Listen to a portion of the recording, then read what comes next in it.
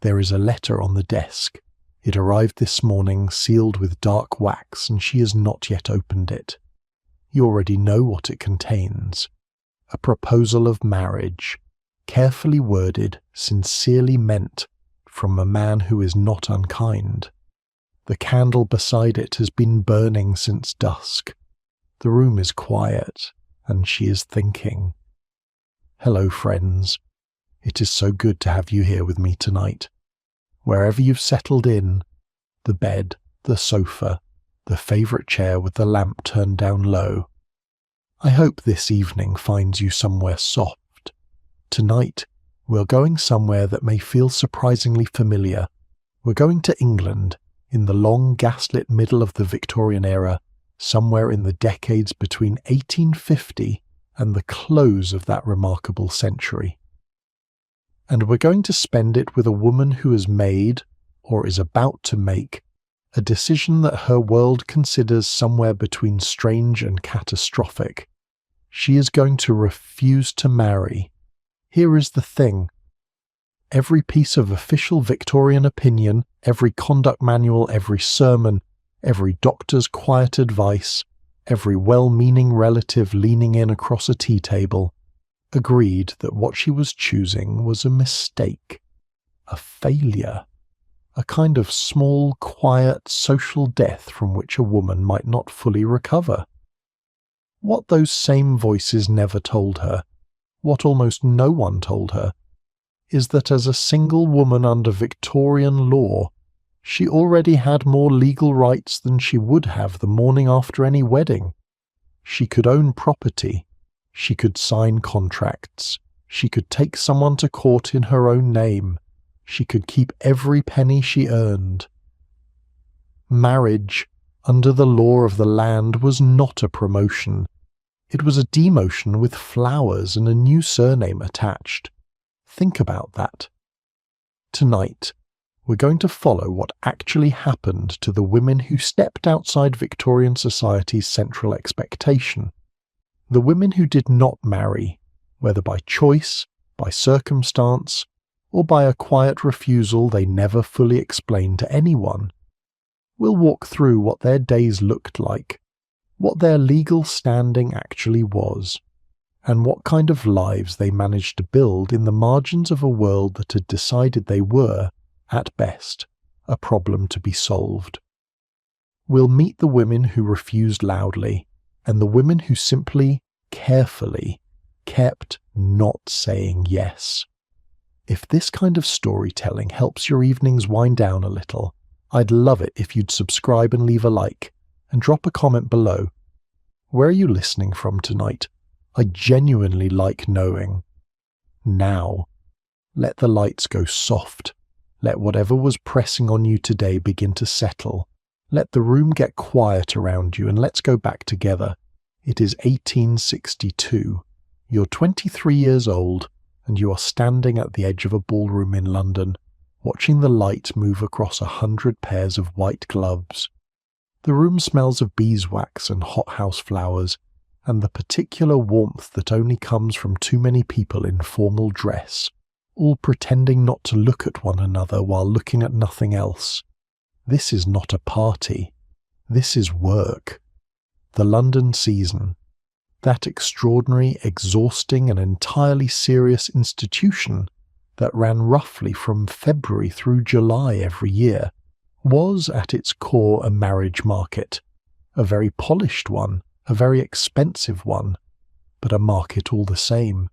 You were presented as a debutante at 18 if your family had the means. That meant appearing at court in white, being formally introduced to society, and beginning the rounds. Balls, morning calls, afternoon teas, garden parties. Every event had its choreography. Every choreography had its purpose. You were looking. Everyone was looking. And the looking had a deadline. Because here is what no one explains clearly in the history books. The London season was not an indefinite opportunity. Each season brought new debutantes. New 18-year-olds in fresh white dresses, unattached and full of possibility. And This is the part that mattered to the marriage market. Young. A woman who came out at 18 and did not find a match in her first or second season entered her third and fourth with a subtle but perceptible shift in how she was regarded. By her mid-20s, polite society had a phrase for her situation. She was on the shelf, like something placed neatly away and no longer being considered for purchase, which, as metaphors for a human being go, is not exactly warm. There was another term, less polite, more specific, thornback. It comes from a species of spiny flatfish, and it was used to describe older unmarried women with implications that were roughly as flattering as you'd expect. The word itself tells you everything about the temperature of society's sympathy for women who had not managed to marry on schedule. The machinery of the London season, the specific mechanism by which middle and upper-class families attempted to ensure their daughters did not become thornbacks, was considerably more elaborate than the word party suggests. It ran on logistics. A morning call was not a casual visit. It was a timed social encounter, typically lasting between 15 and 45 minutes, conducted according to a specific protocol. You arrived, you were announced, you sat in the drawing room, you spoke about subjects understood to be appropriate. The weather, recent concerts, mutual acquaintances, occasionally literature if the hostess indicated that literature was safe in her house. You did not discuss money. You did not discuss health, beyond the most general inquiries. You did not say anything that could be taken as interesting in the wrong direction. And then you left, and someone added the visit to the mental ledger of social obligations maintained and social credit accumulated. The purpose of all this was evaluation. Everyone present was evaluating everyone else. The mothers were evaluating potential matches for their daughters, or evaluating the mothers of potential matches. The daughters were evaluating whether the young men they met were people they could imagine existing alongside for the rest of their lives, a question considerably larger than the small talk the setting offered for answering it. The chaperone was the mechanism the system used to keep all of this within its preferred limits. Every unmarried woman moving through society required a chaperone, an older, married woman, usually her mother or a close female relative, who accompanied her to all social events and ensured that no conversation occurred outside the parameters the system considered appropriate. The chaperone was not symbolic. She was functional. She managed access. She decided which introductions were made and which were gracefully interrupted. For the young woman being chaperoned, the chaperone was simultaneously a protector, a manager, and, depending on the relationship, either a supportive ally or a source of considerable anxiety. A mother who shared her daughter's sense of what would make a good husband was an ally. A mother who had a different candidate in mind was another experience entirely. The financial cost of the season was not trivial. A single London season, the balls, the dresses, the morning calls, the theatre, the garden parties, the appropriate accommodations, could easily cost a family several £100s. For a middle-class family of modest means, this represented perhaps a year's income or more. Families stretched their budgets considerably to give their daughters this opportunity. They borrowed. They economized in other areas. They rented accommodation for the season in the part of town that was not quite Mayfair, but near enough to pass. The investment was understood as exactly that, an investment, one expected to pay, which put pressure on everyone in a way rarely stated directly. The daughter knew what the season cost. She understood, without anyone needing to tell her, that each season without a successful outcome was another season's expense with nothing to show for it. The whole enterprise was saturated with a financial and temporal urgency that the social forms were specifically designed to keep invisible. Everyone performing ease, everyone performing the confidence of someone who is not calculating, and underneath, the calculation going on precisely. You can feel the warmth of the ballroom from where you're standing. You can feel the tightness of the bodice, the weight of the fabric at your wrists, the ache of standing correctly for a long time. Your mother is somewhere across the room, watching you with a particular expression you've come to recognize. Part encouragement, part anxiety that she tries, with moderate success, to keep off her face. She has been thinking about this evening for some time. So have you, but perhaps not about the same things. Below the world of season balls and calling cards, things looked different but no less urgent. Working-class women, and they were the vast majority, never had a season. What they had was economics. A woman who didn't marry, in a mill town or a position in domestic service, faced different consequences, but the underlying logic was the same. A husband meant a household. A household meant shelter and some degree of security. Without one, you were working. Always working, often without much of a net to catch you if something went wrong. The word spinster, by the way, originally meant nothing more than a woman who spins thread. That was it. It was the legal default term for any unmarried woman, regardless of age or circumstances in official documents. At some point it quietly accumulated its later associations, the slightly pitying connotation, the implication of a life unlived. By the Victorian era, it had become a designation that respectable families worked fairly hard to avoid having attached to their daughters. The social expectation was not simply that a woman would marry. It was that she would want to, that she would feel the pull of it as naturally as she felt the pull of warmth from a fire. Women who didn't feel that pull, or who felt other things more strongly, were not understood as having a different set of preferences. They were understood as being, in some way, unfinished. There was an essay published in the early 1860s by a social critic named William Rathbone Gregg, the kind of man who had confident opinions and the column space to air them. In it he argued that Britain's unmarried women were a redundancy, a surplus, a problem requiring a solution. His preferred solution, stated with the calm authority of a man who had no personal stakes in the matter, was that these women should emigrate to the colonies, where they would presumably become someone else's wives, or at the very least someone else's concern. He was not considered a fringe voice. He was considered a commentator making a reasonable point. Victorian society produced many very confident solutions to problems that the women involved had not necessarily agreed were problems. But we'll come back to that.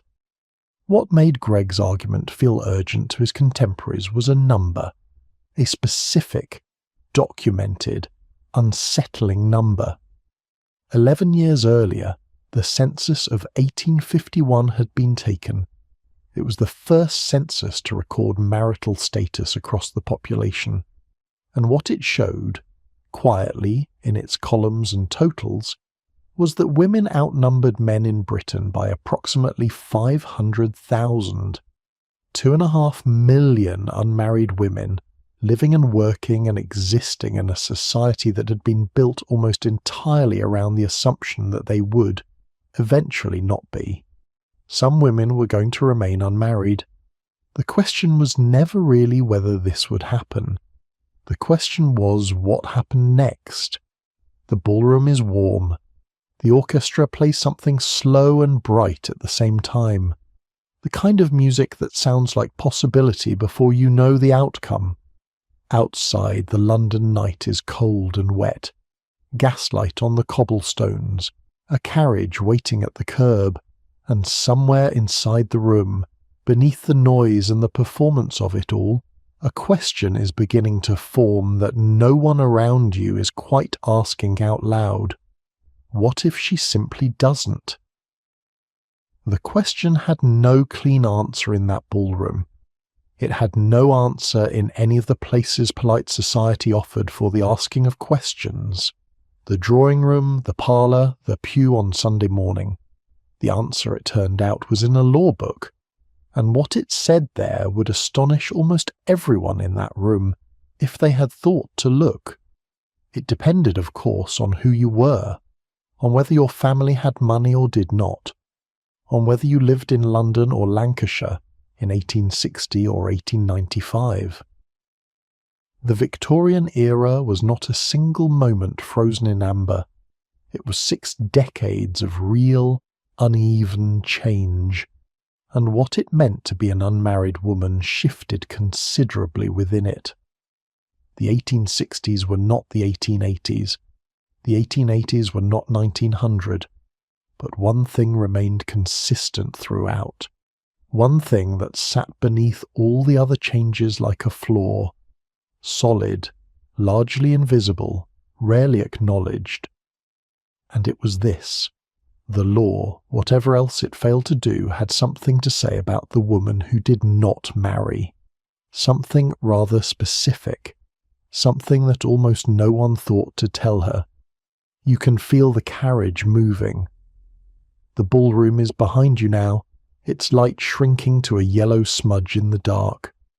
The cobblestones are wet outside. The city is quieter out here, away from the music. You lean your head slightly toward the window, and through the cold glass you watch London pass in the dark. The answer is in a law book, and the law book says something extraordinary. Here is what English common law actually said. A married woman was called a feme covert.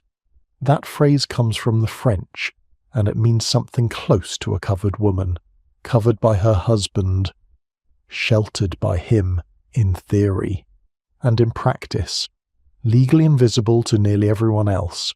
When a woman married, her legal identity was absorbed into her husband's, not borrowed, not shared, absorbed. She ceased, in the eyes of the law, to exist as an independent legal person. Any property she had brought to the marriage became his. Any wages she earned, his. Any inheritance she received after the wedding, his, automatically without a single form to sign. She could not enter into a contract in her own name. She could not bring a lawsuit without her husband's participation. She could not make a will without his consent. If her husband had debts, those debts became her burden. If her husband spent her inheritance, she had no legal recourse. If he was simply a poor manager of money, of which Victorian England produced a considerable number, she watched everything dissolve away, and the law offered her nothing. She was legally a dependent. Not a child exactly, but something adjacent to one.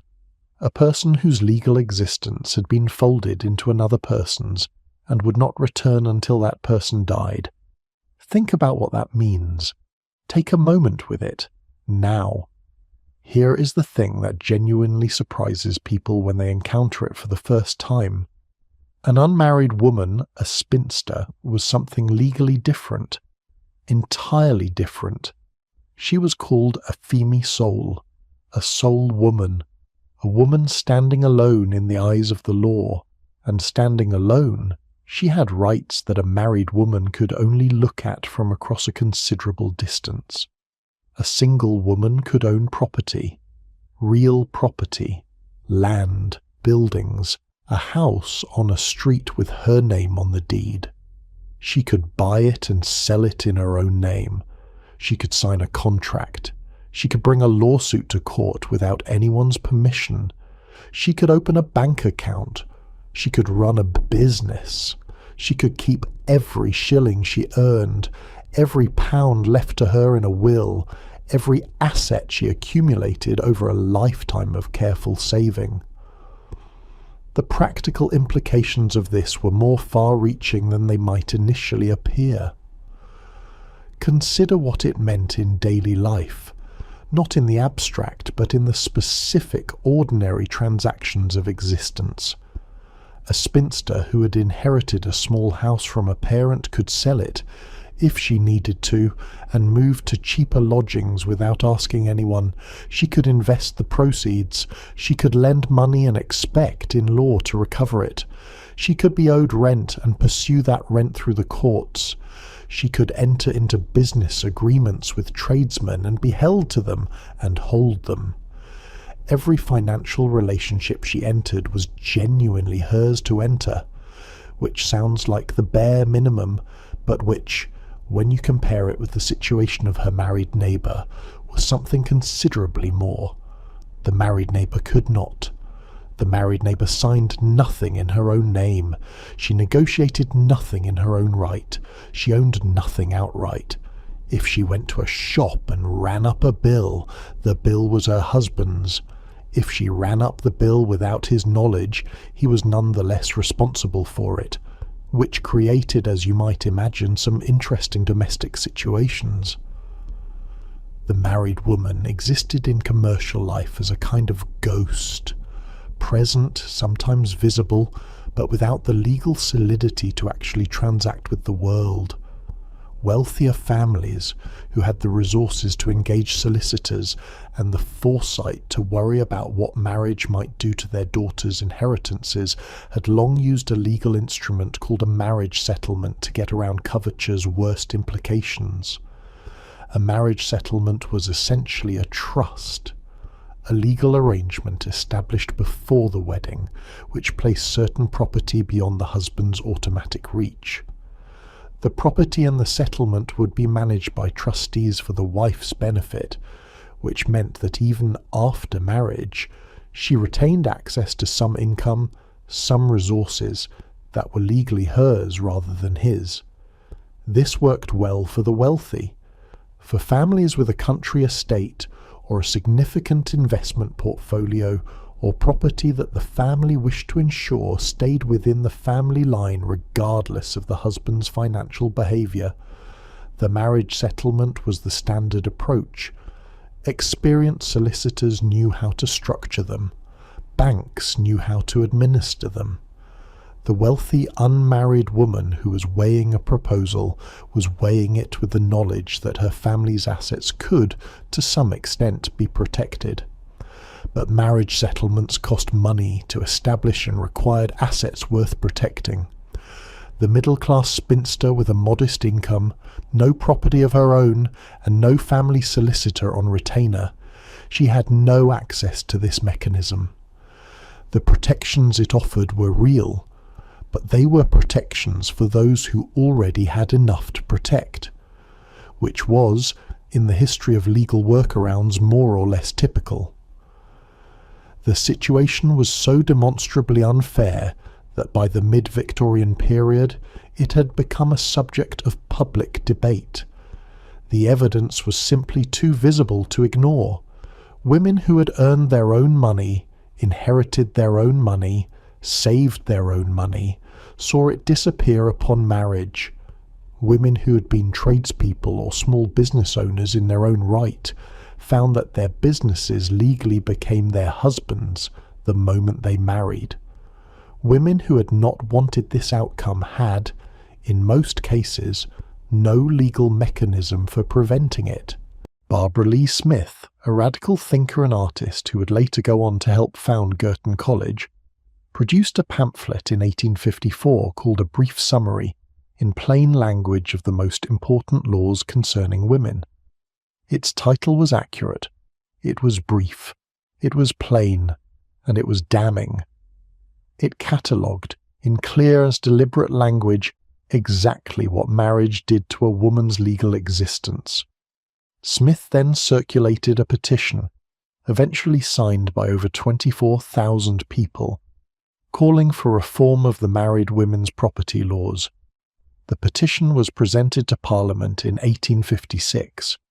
Parliament did not act on it. This was not unusual. Victorian Parliament was not known for rapid response to petitions concerning women's legal status.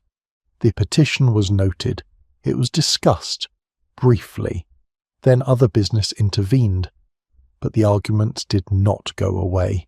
They continued to accumulate, and in 1870 something shifted, slowly, partially, but unmistakably. The Married Women's Property Act of 1870 was passed. It did not end coverture. It did not give married women the full legal personhood that unmarried women had always had. But it made a start. It allowed married women to keep their own earnings, wages, income from investments, money earned through their own work, rather than seeing it pass automatically to their husbands. That was the crucial change in 1870. Her earnings were hers. It sounds like a small thing, stated that simply. It was not a small thing. 12 years later, in 1882, a second and considerably more comprehensive act followed. The Married Women's Property Act of 1882 extended the protections significantly, giving married women the right to own and manage property in their own names, to enter contracts, to hold assets separately from their husbands across a much wider range of circumstances. It did not restore the full feme sole status that marriage had removed, but it took significant steps back toward it. Women who had been watching the legal situation with interest, and there were many of them, particularly among the educated middle class who had most to gain from the change, understood what it meant. Not a revolution, a revision, a careful, partial, hard-won revision of a system that had been in place for centuries. You can imagine the woman sitting with a legal text in the late 1880s, tracing the new provisions with her finger. She's been unmarried for 20 years. She owns, outright in her own name, a small terraced house in a northern city, bought from savings and a modest inheritance, managed without assistance, rented in part to 2 lodgers whose rent helps with the upkeep. This has been her arrangement. It has been possible entirely because of her feme sole status, and she is reading now about what it means that married women can do something similar, that the law is beginning to recognize something it had previously preferred to ignore. She is not sure whether this makes her feel vindicated or something more complicated. The women who benefited most from feme sole were the women who had never married. The change in the married women's law was a correction, a necessary one, unambiguously right, but it also meant that the very thing that had given her a particular kind of freedom was now being extended partially to a class of person it had previously excluded. She's glad of the correction, she thinks, mostly, and she turns the page. The irony, and this story has several ironies layered inside each other, like those carved wooden puzzles where each solution reveals another puzzle, is that the legal reforms for married women came precisely as the options for unmarried women were also expanding. So the woman who chose to remain unmarried in 1882 had better employment prospects than her counterpart in 1852, better access to education, better social legitimacy for her decision. And the woman who chose to marry in 1882 had better legal protections than her grandmother had had. The pinch was loosening from both ends. It was not loose, but it was loosening.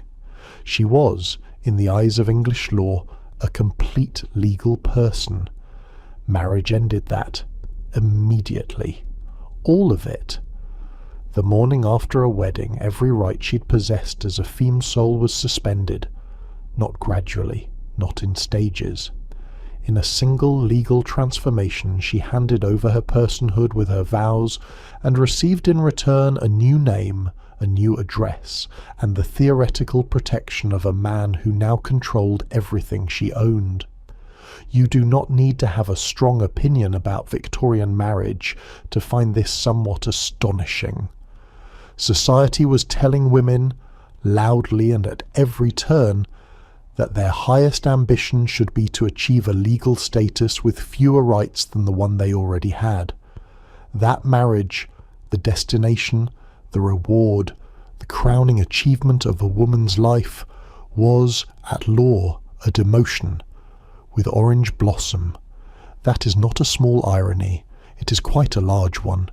The parliamentary debates around what became the Married Women's Property Act, first passed in a limited form in 1870, and then more comprehensively in 1882, are, if you enjoy a particular flavour of institutional self-recognition, rather illuminating. Reformers had to stand in the House of Commons and make the argument, entirely seriously, that married women should be granted the rights that single women already possessed. Not new rights, not radical or unprecedented rights. The same rights, the ones that had vanished upon marriage. There were debates, conducted with great gravity, about whether a wife's jewellery belonged to her or to her husband. A committee was formed to consider the question. A committee, deciding whether the earrings a woman wore on her own ears were actually hers. This was the state of the law in the wealthiest nation on earth in the second half of the 19th century. The 1870 Act allowed married women to keep their own wages and smaller inheritances. The 1882 Act went further, allowing a married woman to own and manage property as if she was still a feme soul.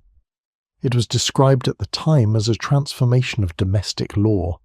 What it was, in practical terms, was married women finally receiving the rights that spinsters had always technically had. Let that settle where it will. But here is the complication.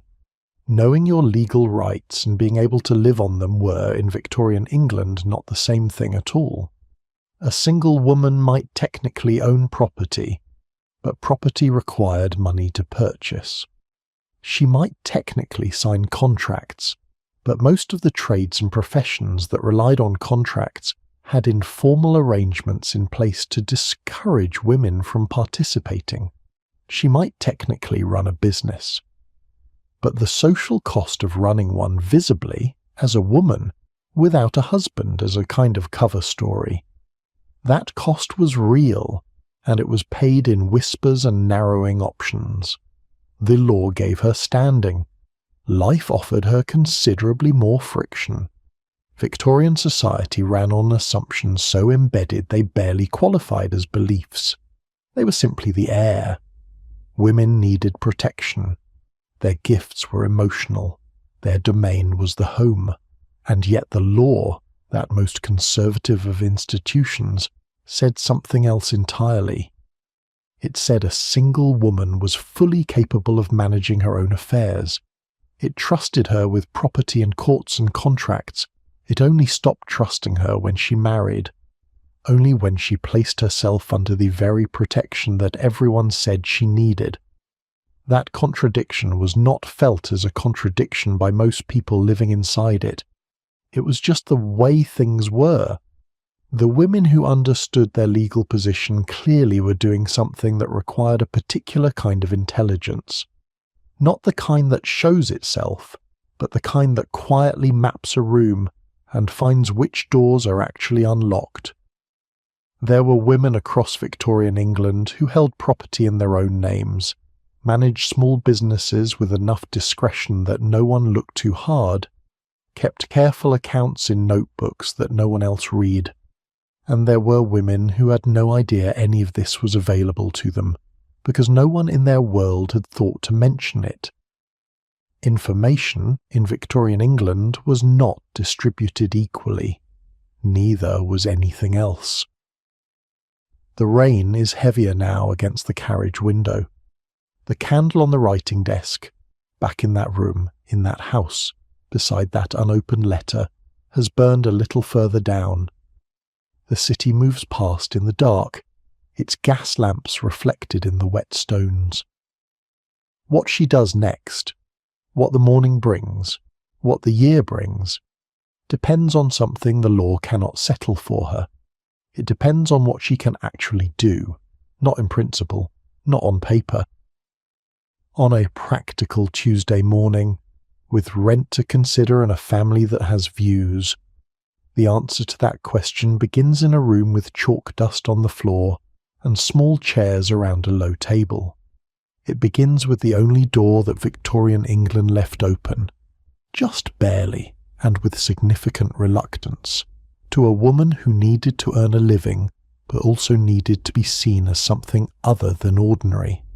The word for her position was governess, and if you had asked a middle-class Victorian family what to do with a daughter who was educated, unmarried and in need of income, that word would arrive in the conversation faster than almost any other. There was, in the middle decades of the 19th century, no other word that carried the same combination of respectability and availability.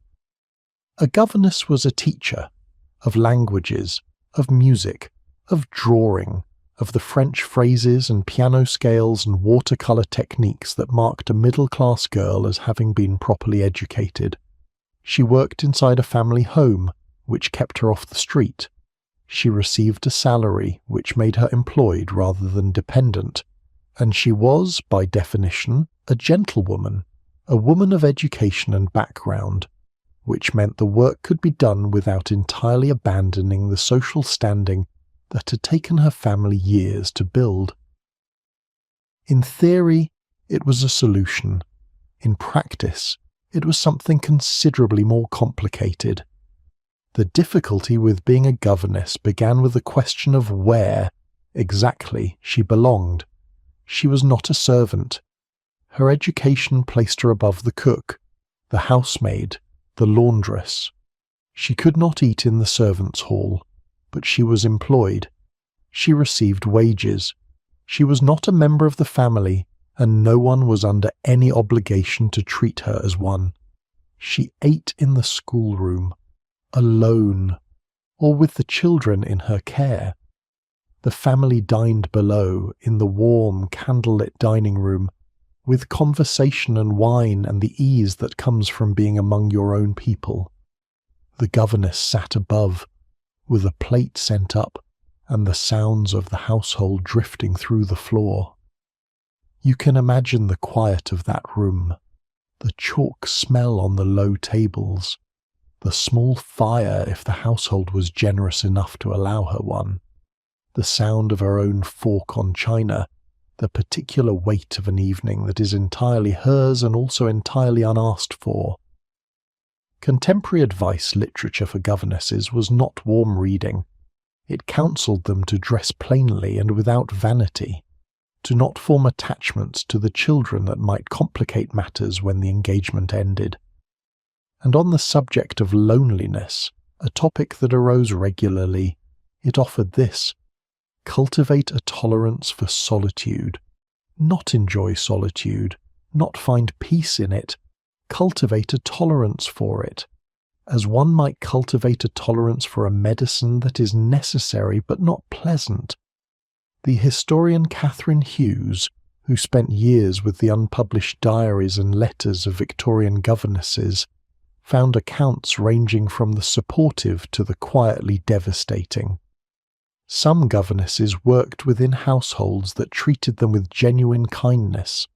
Many did not.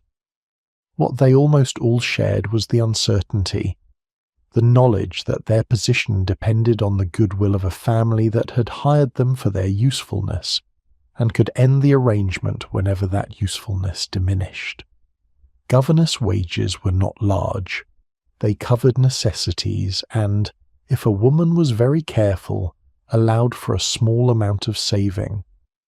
That saving mattered, because there was no pension, no institutional support, nothing beyond the current engagement. The governess who was young and sought after one decade would be older and harder to place the next. And the question of what happened to an elderly governess with no family, no savings, and no institutional claim on anyone, that was a question Victorian society preferred not to answer directly. There is something in that I find genuinely touching and genuinely uncomfortable in equal measure. These were educated women, often extraordinarily capable, managing other people's children and households and correspondence and musical education, entirely without the acknowledgement that would have come with a salary appropriate to the complexity of the work. What the governess's daily life actually looked like, and its texture and rhythm and particular small geography, is worth pausing with for a moment. She woke early. Before the household was fully alive, she was already up, because the children rose early, and the children were her responsibility, and nothing about their early rising was her choice. She oversaw their dressing in some households, though in others that was left to a nursemaid. Then the schoolroom. Lessons by 8 o'clock in winter, when the light came late, and the fire, if there was a fire at all, was still finding its own warmth. She taught from 8 in the morning until midday in most arrangements. Then a break for the children's dinner, which she often supervised rather than participated in. Then afternoon lessons until 4 or 5, when the children went down to the drawing room for the family hour. That family hour was not hers. She was not dismissed. She was simply not included. The drawing room was for the family, and she was not family. The children she had spent the last 9 hours teaching would go downstairs to a warmth and ease that was not available to her. She remained above. She read. She corrected exercise books. She wrote letters, if she had anyone who would answer. The sitting room question, which room she could use, which were tacitly understood to be off limits, was a negotiation that rarely happened out loud. In some households, the governess was given access to the family sitting room in the evenings, and her quiet presence there was genuinely welcomed. In others, the arrangement was managed through avoidance. She noticed, over the first few weeks, which room she was never invited into, and adjusted accordingly. No one said anything. It was simply understood.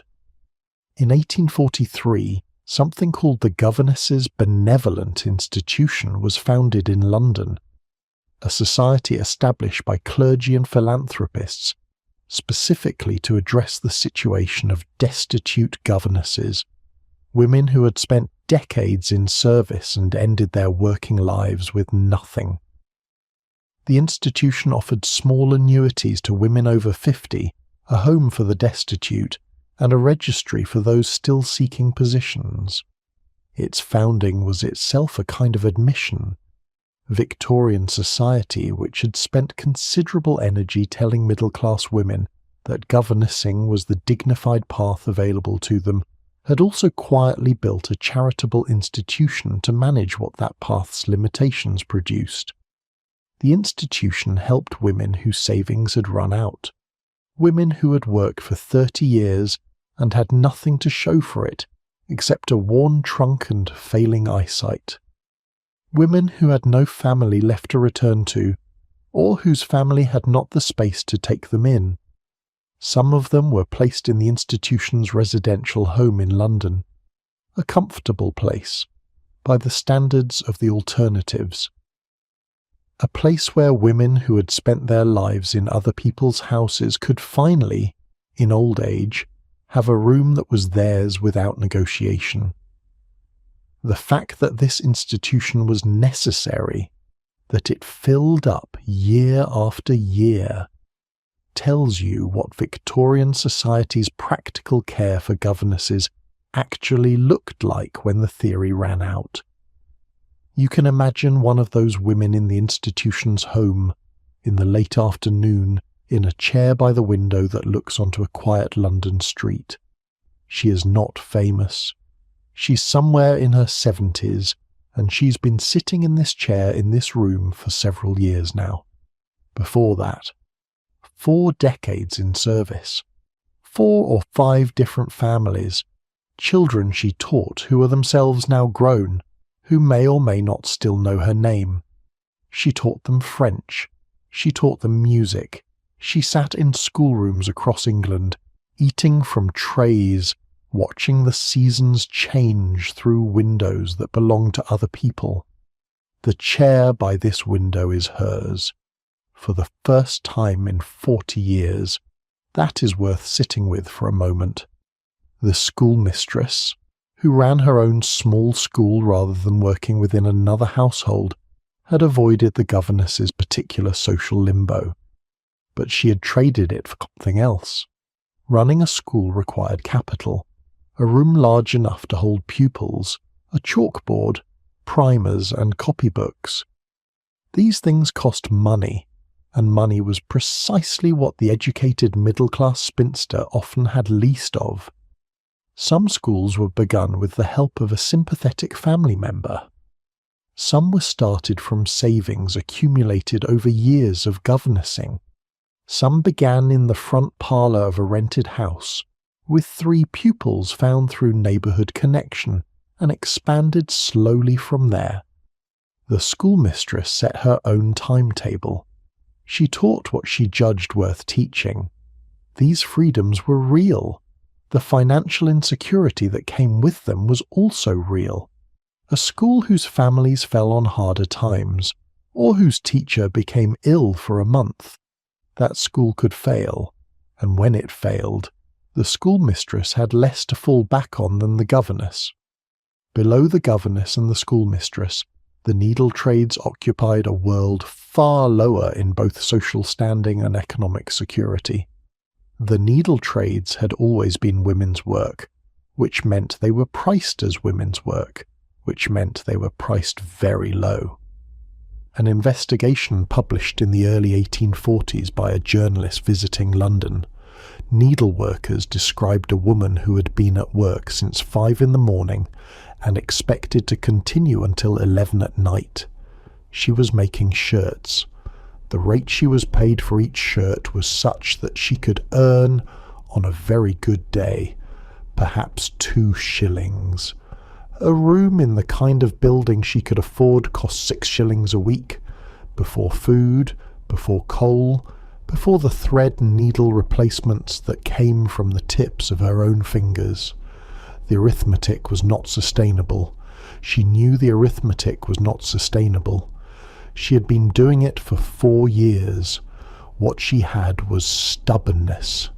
The particular stubbornness of a person who has no better option and who has decided somewhere quiet and private to continue until she cannot.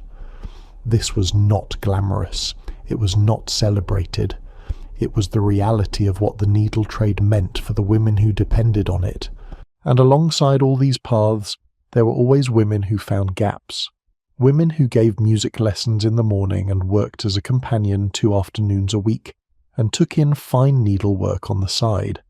Women too complex for any single census category. They existed in their thousands. They do not appear in the official histories because the official histories require categories, and these women decline to fit any single one. One rung below the governess, in terms of social positioning, was the companion. The companion occupied a position that was stranger still. She was employed, usually by an older woman of means, to provide the presence of another person, conversation, company. She read aloud. She played cards. She accompanied her employer to church and to shops and on visits to the seaside. She was not a servant, but she was not a friend. She was something that could be paid for, and so was not quite either. The companion was expected to have opinions, but not loud ones, tastes, but not inconvenient ones. She was paid to listen, to agree in a pleasant tone, and to be grateful for a comfortable house, in exchange for the sustained suppression of her own personality, which, as working arrangements go, has a particular quality to it. Other paths existed, at varying distances from respectability. The schoolmistress, who ran or taught at a small school, had more independence than a governess but carried more financial risk. The seamstress earned from her needlework, but the trade was severely overcrowded. By the mid-19th century, a seamstress in London could work from before dawn until after midnight and still not earn enough to rent a room without sharing it. The needle was not a path to security. It was a path to ruined eyesight and bone-deep exhaustion.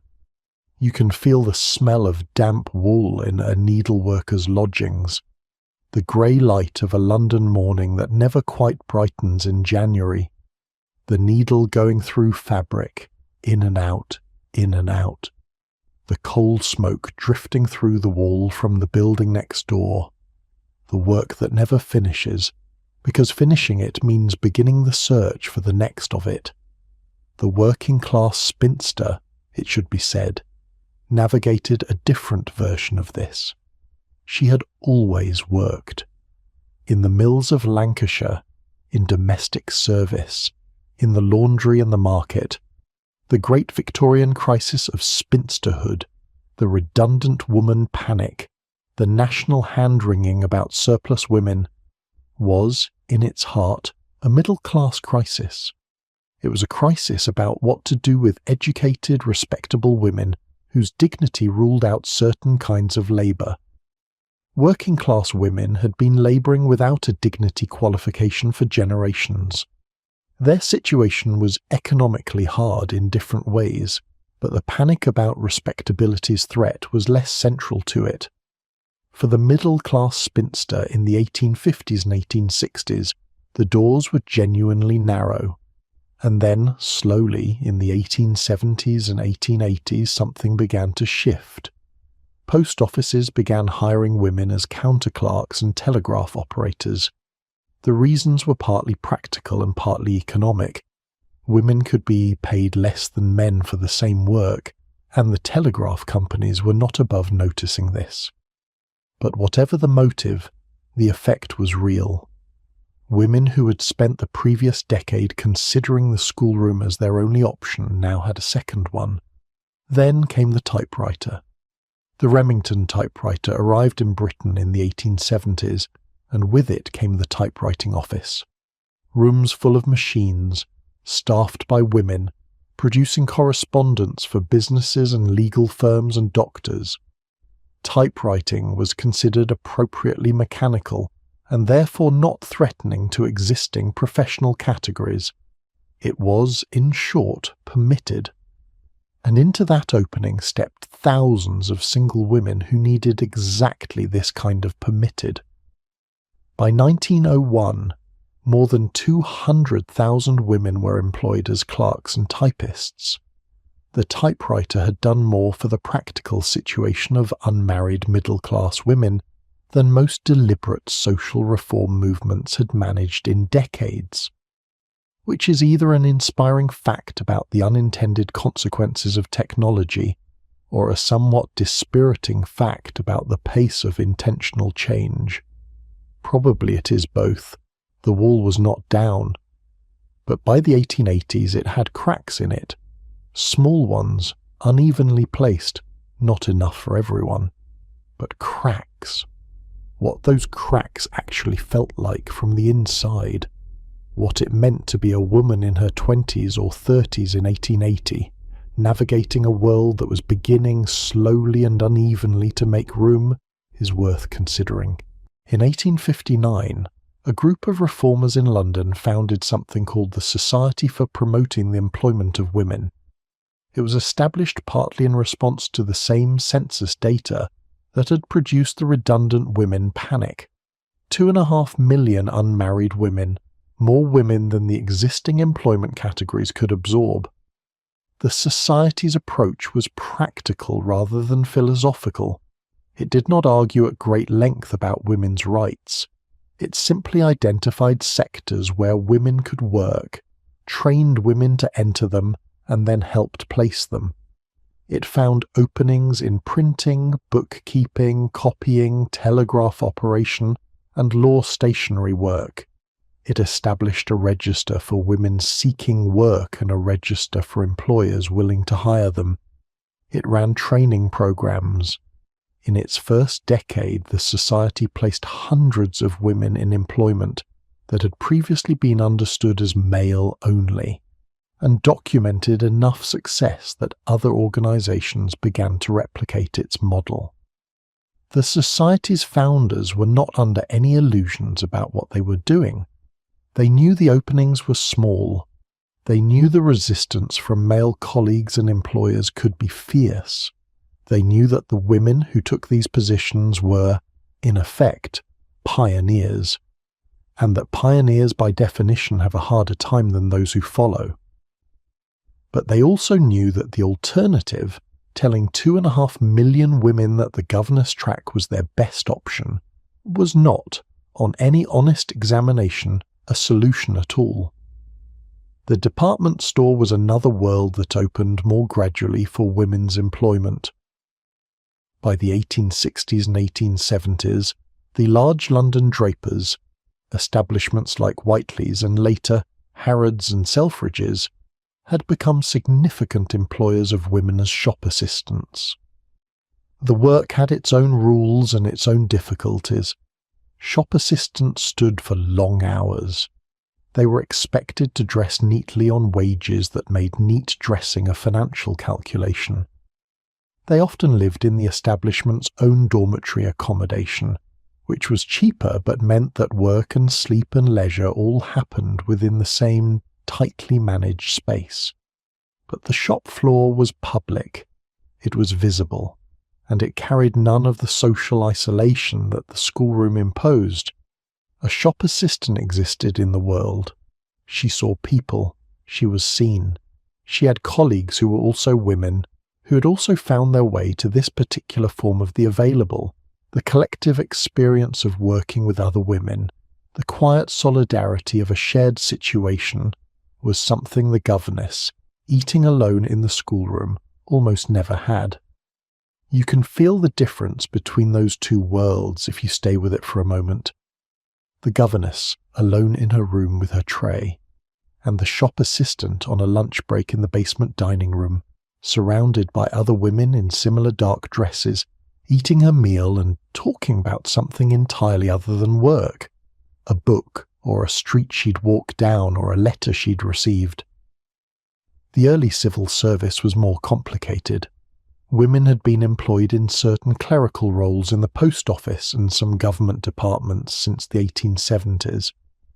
The positions were lower grade, the pay was less than men received for equivalent work, and, here is the ironic new constraint that emerged, many of the new women's professional positions came with what was known as the marriage bar. When a woman in the civil service married, she was required to resign. Her professional life was, in this framing, a temporary phase between her father's household and her husband's. Once she had a husband, she no longer needed a salary. The same logic applied in teaching, in many schools, in banking, in some department stores, in virtually every field that began, tentatively, to employ women in the later Victorian era. Which meant that the unmarried woman who entered one of these new professions found herself in a position that had its own particular flavour. She could work, she could be good at it, and be recognised for being good at it, and advance within certain limits. And the condition for maintaining all of this was that she remained exactly as she was, unmarried. The professional world that was opening to her was, in a sense, designed for someone who had no intention of leaving it. It was designed for the spinster, which is either a very generous reading of what the system intended or a very precise description of what it produced. Probably it is both. By 1900, the landscape had shifted enough to be unmistakably different from what it had been in 1850. Not transformed, not equal, not free, not complete, but different in ways that were real and that could be measured, in what women were employed to do, in where they could go to be educated, in how they were expected to conduct themselves in public, in what, when a young woman looked around at the options available to her, she could see. The woman who had been told in 1850 that her options were marriage, the governess track or obscurity had, by 1895, a daughter or a niece who could look at a slightly different menu. still constrained, still unequal, but wider, a little wider. That widening had been made by specific people doing specific things, by the women who had taken positions in the typewriting offices when typewriting offices were new and the whole enterprise felt uncertain, by the women who had sat the Cambridge examinations and been told their results were excellent and been denied the degree and come back the following year, by the women who had written essays and founded societies and trained in professions at their own expense when no institution would fund their training, and by the much larger, much quieter group who had simply kept going, who had not done anything famous or written anything that survived in archives, who had lived and in living had made the ordinary fact of a woman's independent life slightly more unremarkable than it had been the generation before. There were still women, though, for whom none of these paths was quite the point. Women for whom the question of how to earn a living was real and urgent, but secondary to a different question, a deeper one. Not what can she do, what can she become? And those women, the ones who asked that question in public, who wrote it down in essays and pamphlets and letters, who stood in front of rooms and said it, those women are the part of this story that changes the rest of it. Most of them did not write essays about it. Most did not speak in front of rooms or found institutions or publish pamphlets arguing for their position. Most Victorian women who chose not to marry or found themselves unmarried by circumstance made that accommodation quietly, within the limits of what was available, inside the constraints of what their families expected and what their resources could sustain. They found their particular form of the governess arrangement, or the needlework, or the quiet domestic usefulness in a brother's house, and they lived there without announcing it to anyone. But some women asked the question out loud, and asking it out loud, in Victorian England, was a different act entirely. Consider the circumstances of a woman who had grown up with intelligence, with education, with a genuine and urgent sense that she had work to do in the world, and who had also grown up in a household that expected her to set that work aside when a suitable man appeared. The tension was real. It was felt in ways that do not always leave traces in historical records.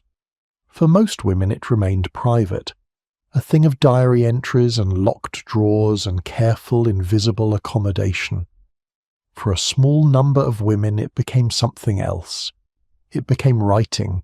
It became speech. It became, in a few cases, the founding of institutions that are still standing. Florence Nightingale was one of those women. And before we get to what she built, which most people know, at least in outline, it is worth pausing on what she chose not to do, because the choice she made in her early 30s was not, as it is sometimes framed, the inevitable result of a woman who had always known her calling. It was a genuine choice, made clearly, in full knowledge of what it cost. She was born in 1820 into a wealthy English family who expected of her exactly what wealthy Victorian families expected: a good marriage, a respectable household, a life of refined domestic purpose, conducted from a comfortable drawing room. By her early 30s, a man named Richard Monckton Milnes has been pursuing her with genuine, persistent devotion for nearly a decade. He was not cruel, not foolish, not unsuitable. By any reasonable measure he was an excellent prospect, a poet, a reformer, a man who would have given her a stimulating and comfortable life. She turned him down. What she wrote about why is the part that stays with you. She acknowledged that Milnes would have satisfied what she called her intellectual and passionate nature. She was not pretending the offer was without value, but her moral and active nature, she wrote, required something that marriage, any marriage, however good, could not accommodate. She believed she had been called to a particular kind of work, and she had come to understand that work could not be done from inside a drawing room. Her family's reaction was somewhat less philosophical. Her mother and sister found her nursing ambitions mortifying.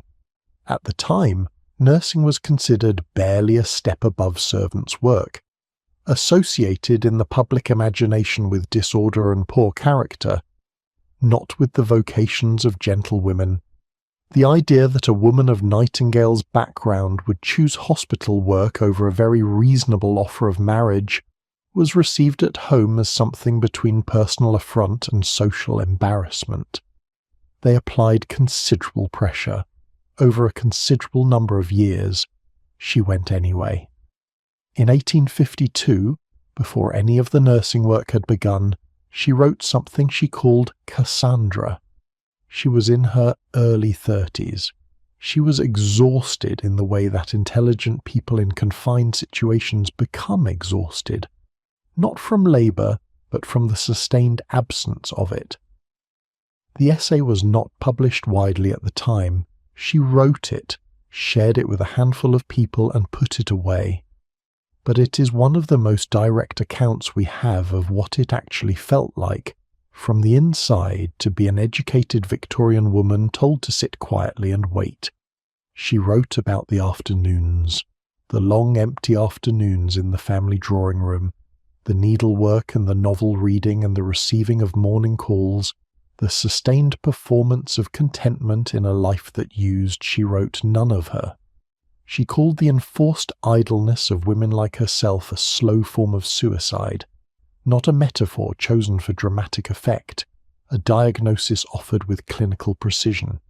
This, she was saying, is what this actually does to a person over time if it goes on long enough. You can feel the weight of those afternoons if you let yourself. The particular light of an English drawing room at 3 o'clock on a winter day, the sound of needlework, the clock on the mantelpiece, the way a conversation can go on for an hour and contain nothing that any of the participants will remember the next morning.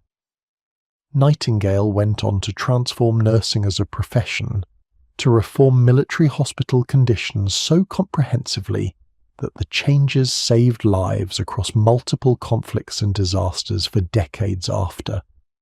She worked in serious physical illness for the last 40-plus years of her life, managing correspondence and institutional reform from her bed with a volume of focused attention that most healthy people would struggle to match. She became one of the most consequential people of the Victorian era by any measure. She never married. She never, to any documented record, expressed regret about that choice. What she expressed regret about, on the evidence of what she wrote, was the years she had spent waiting for permission to begin. The pattern was not unique to Nightingale. A generation of women across Britain felt the same tension, arrived at similar conclusions, and expressed those conclusions through different means. Frances Power Cobb was one of them. Irish-born, formidably educated, a journalist and social reformer who spent much of her adult life in London producing arguments, clear, forceful, thoroughly evidenced arguments for the rights of women. She was also, all her adult life, unmarried, and she did not treat her singleness as an unfortunate circumstance requiring apology. She treated it as a considered position, arrived at deliberately and maintained with her characteristic directness. Cobb wrote in favour of women's education, women's property rights, women's access to the professions, women's suffrage. She argued that a life without marriage was not an incomplete life. It was a different kind of life, one that Victorian society lacked both the imagination and the vocabulary to value appropriately.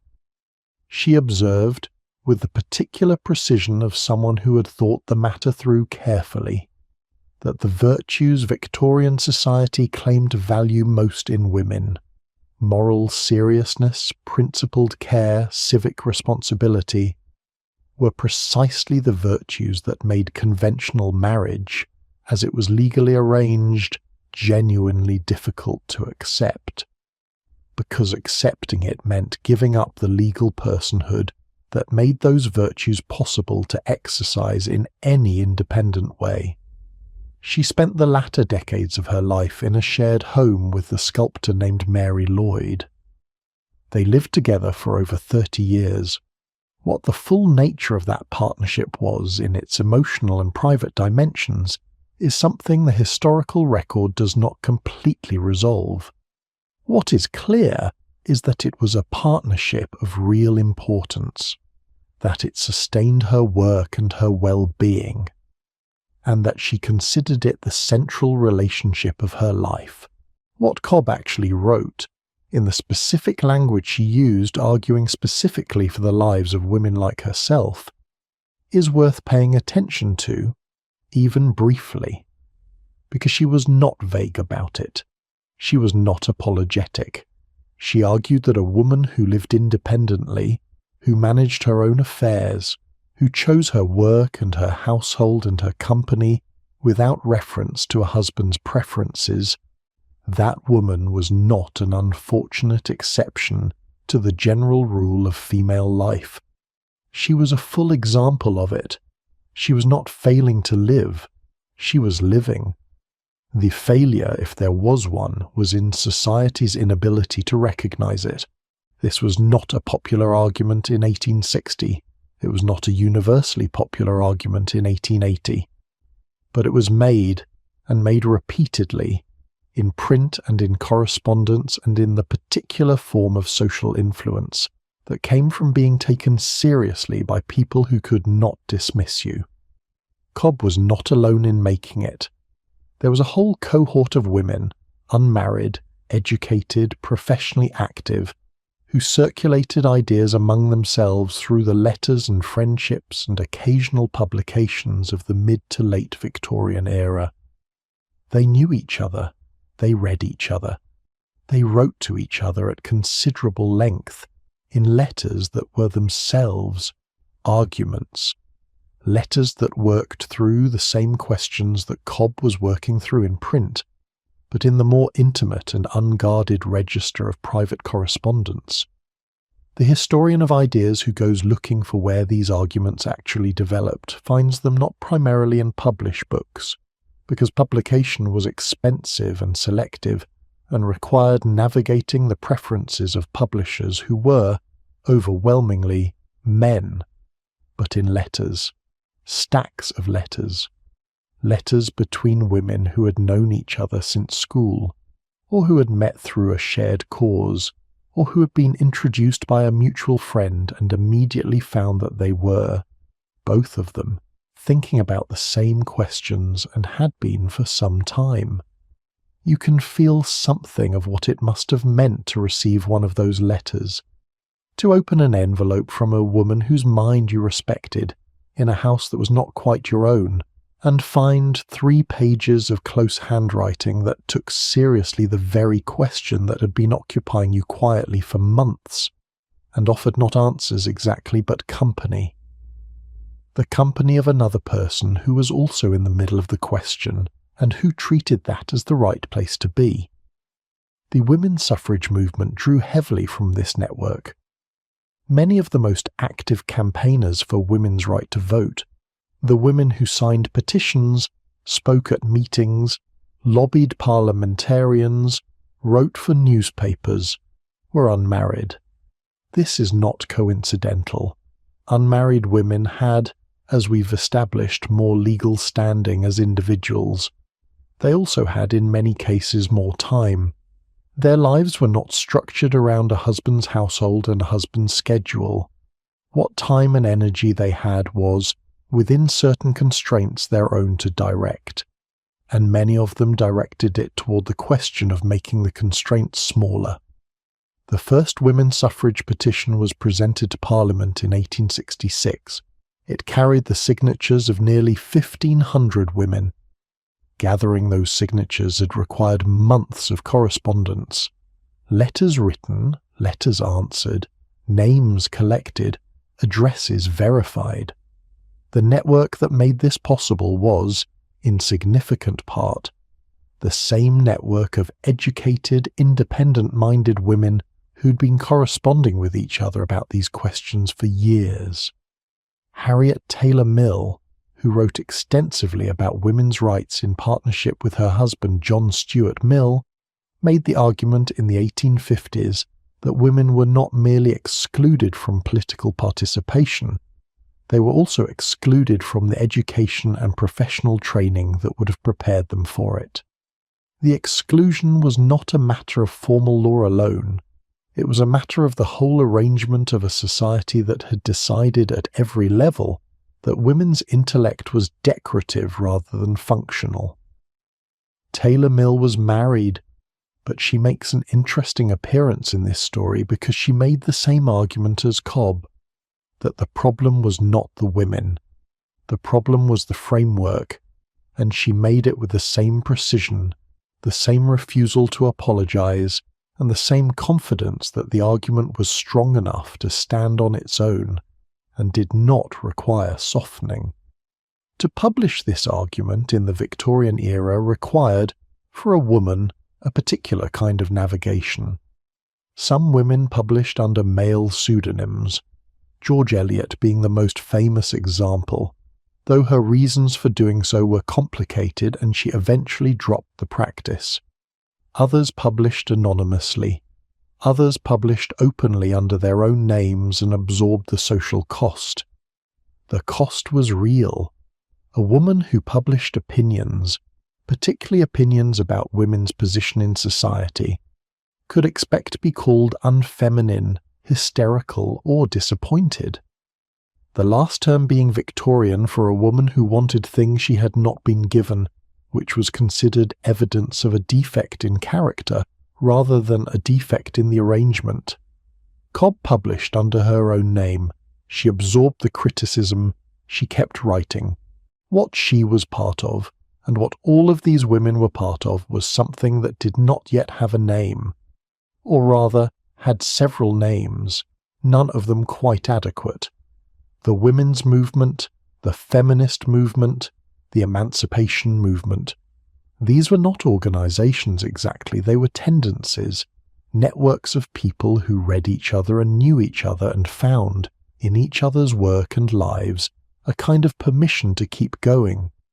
That permission was not nothing, for the woman who sat alone in the governess's schoolroom, who had never met Cobb or Nightingale and probably never would, the knowledge that such women existed, that the argument was being made, that someone was saying out loud the thing that she had been thinking privately, that knowledge was not nothing either. It arrived in a newspaper clipping, or in a borrowed book, or in a conversation with a friend who had heard a lecture and remembered the main points. It arrived slowly and imperfectly, but it arrived. Both Nightingale and Cobb were exceptional in their intelligence, their access to resources and networks, their capacity to make their voices carry. They are not representative of the ordinary unmarried Victorian woman, and it would not be fair to present them as if they were, but they show something that the ordinary case does not always make visible. They show that the refusal to marry was not for every woman a settling for less.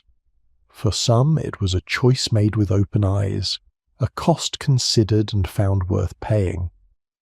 And by living that choice publicly, by writing it down and arguing for it, they made it slightly more thinkable for the women who came after, even for women who would never write an essay, even for the woman reading quietly in a spare bedroom in someone else's house, who had never heard of Cassandra, but who felt, on some long Tuesday afternoon, with the rain against the window and a book open in her lap, something she might have described, had she been asked, as hers. Not grand, not famous, hers. That woman is the part of this story that is hardest to find in the history books, and the part I think most worth looking for. She does not have a famous name. She does not appear in books about the Victorian women's movement, or in biographies, or in collections of letters that eventually found their way into university archives. She appears in the census, listed in a column of neat handwriting under the heading of a household relationship as sister, or as aunt, or occasionally as lodger, and then no further. The census collector moved on to the next house, and the record closed. She is the woman this story is actually about. We know, in broad terms, what her life contained. We know it because she appears, in passing as a type rather than an individual, in enough contemporary accounts, enough novels, enough social surveys, enough parish records to allow something like a composite picture, not a portrait, a silhouette, but a silhouette that is surprisingly detailed if you look at it carefully enough. She was, in the middle decades of the Victorian era, more likely than not to be living in someone else's house. Her own family's house, most commonly, a father's home until he died, and then a brother's home afterward, or a sister's household, or the arrangement of lodgings that could be sustained on a small income and a careful budget. She contributed to the household in which she lived. She managed accounts, or looked after the children, or nursed a parent through a long decline, or kept the household running during times when someone else could not. She did this work thoroughly, and often without acknowledgement, and almost entirely without pay. The question of why she wasn't paid is one of those questions that Victorian society preferred not to look at directly. The answer was simple and uncomfortable. She was family. Family did not receive wages for what family did. The fact that what she did was indistinguishable from what a paid housekeeper or nurse or governess would have done was not, in this framing, relevant. She was a relation. Relations helped. That was what relations were for. And if she happened to have no income of her own, no inherited sum, no savings from a previous employment, no small annuity left by a thoughtful parent, she was also entirely economically dependent on the goodwill of whoever's house she was living in, which was a position that required the cultivation of certain skills: patience, diplomacy, the ability to be genuinely useful without being visibly inconvenient, the art of occupying a room in a way that no one found difficult. You can imagine what that required, day after day. The management of your own presence, the careful calibration of how much space to take up. The 1851 census had revealed the scale of this population: 2.5 million unmarried women in Britain, outnumbering men by roughly 500,000. The response from the men who wrote about such things was, as we've touched on, the invention of the redundant woman, a phrase that said everything about the framework being applied and nothing kind. Redundant, as though a person could be surplus, as though 2.5 million lives could be a manufacturing error. William Rathbone, Greg's solution, emigration, was taken seriously in some circles, and there was in fact an organised emigration movement for single women. The Female Middle Class Emigration Society, founded in 1862 by two women named Maria Rye and Jane Lewin, offered interest-free loans to educated, unmarried middle-class women who wanted to emigrate to Australia, New Zealand, or Canada. The thinking was practical, if somewhat clinical. These countries had fewer women than men. The gender ratio was reversed, for reasons related to the patterns of colonial settlement. A governess from England who struggled to find employment in an overcrowded market at home might find herself in considerable demand in Auckland or Melbourne. The society sent women by the hundreds over its 2 decades of operation. Some of them flourished, some of them did not.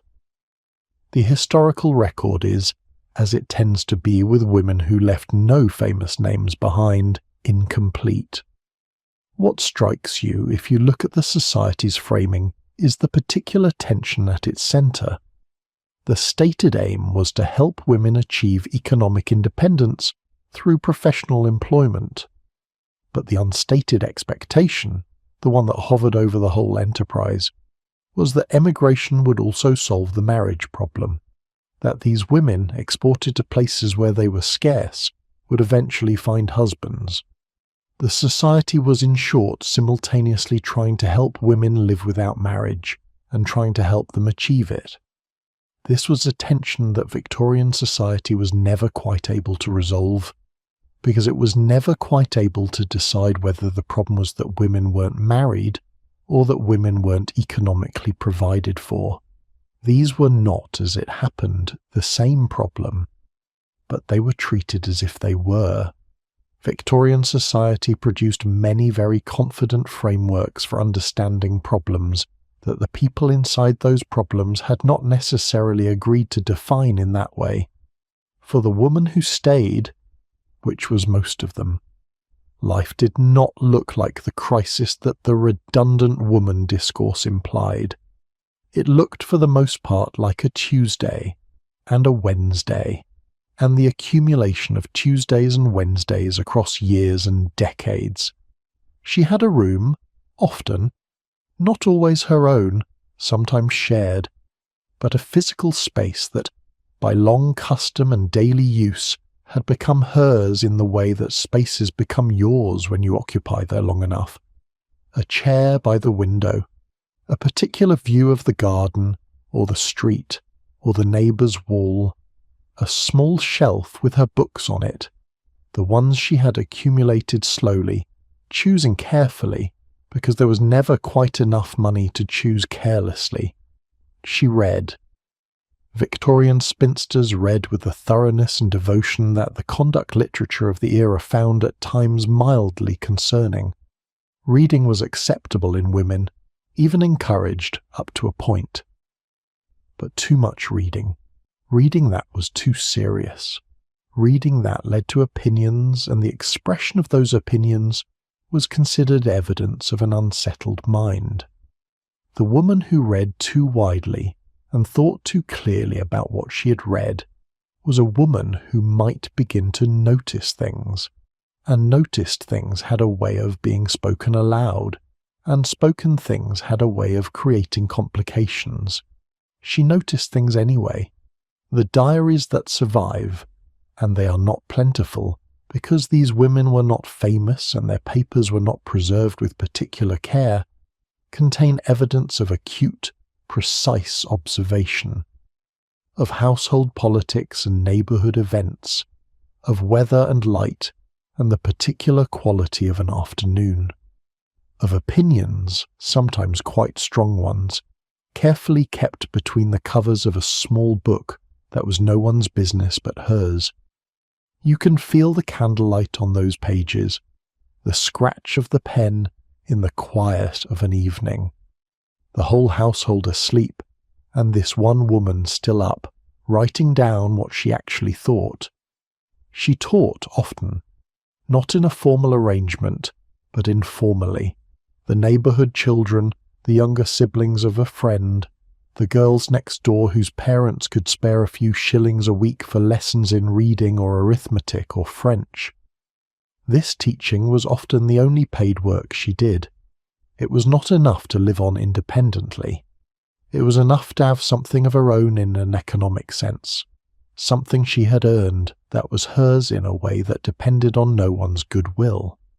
She did parish work, visited the poor, organised charitable efforts, served on committees, the kind of local committees that manage Sunday schools and clothing drives, and the distribution of coal to elderly residents in winter.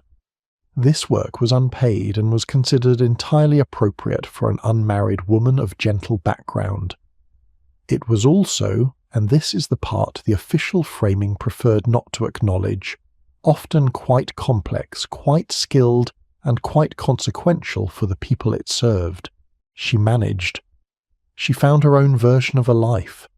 It was smaller in many respects than what she might have imagined at 18. It had fewer rooms than a married woman's house, and fewer claims on public attention. but it was hers in the particular, quiet, unglamorous way that things become yours when you tend them over years. And in the final decades of the Victorian era, she found something else as well, something that Victorian society did not have a clean word for, but which was, for many unmarried women, the most stabilizing and sustaining thing in their lives. Another woman. Not another governess position. Not another charitable arrangement. Not another careful accommodation within someone else's household. Another woman in the simplest and most complete sense. A companion, a housemate, a person with whom life could be shared in a way that made the sharing feel like a life, rather than a waiting room for one. This was more common than the history books tend to suggest, and it was, in its way, hiding in plain sight. Victorian society maintained a very particular idea about female friendship. It was, in the right conditions, not only acceptable but actively encouraged. Intense emotional attachment between women, the long letters, the exclusive confidences, the close physical affection, the devoted nature of a singular friendship between two women, was understood within the social framework of the era as natural, virtuous even. It was considered a kind of preparation for the emotional depth that marriage would eventually require, training for the real relationship to come. This understanding created unintentionally a great deal of room, because if intense female friendship was natural and wholesome, then two women choosing to share a life, to share a house and a budget and a daily routine in each other's company year after year, could be framed as exactly that. An admirable arrangement between two women of refined sensibility who had found in each other the companionship they had not found in marriage. It was, on its face, respectable. Often it was quietly praised. What it was, in practice, varied considerably. Some of these partnerships were romantic in the fullest sense, sustaining, emotionally complete relationships between women who loved each other and built their lives around that love. Some were what you might call deeply companionate, profoundly close, mutually caring, intimate in ways that resisted easy description, but were clearly the central relationship in both women's lives.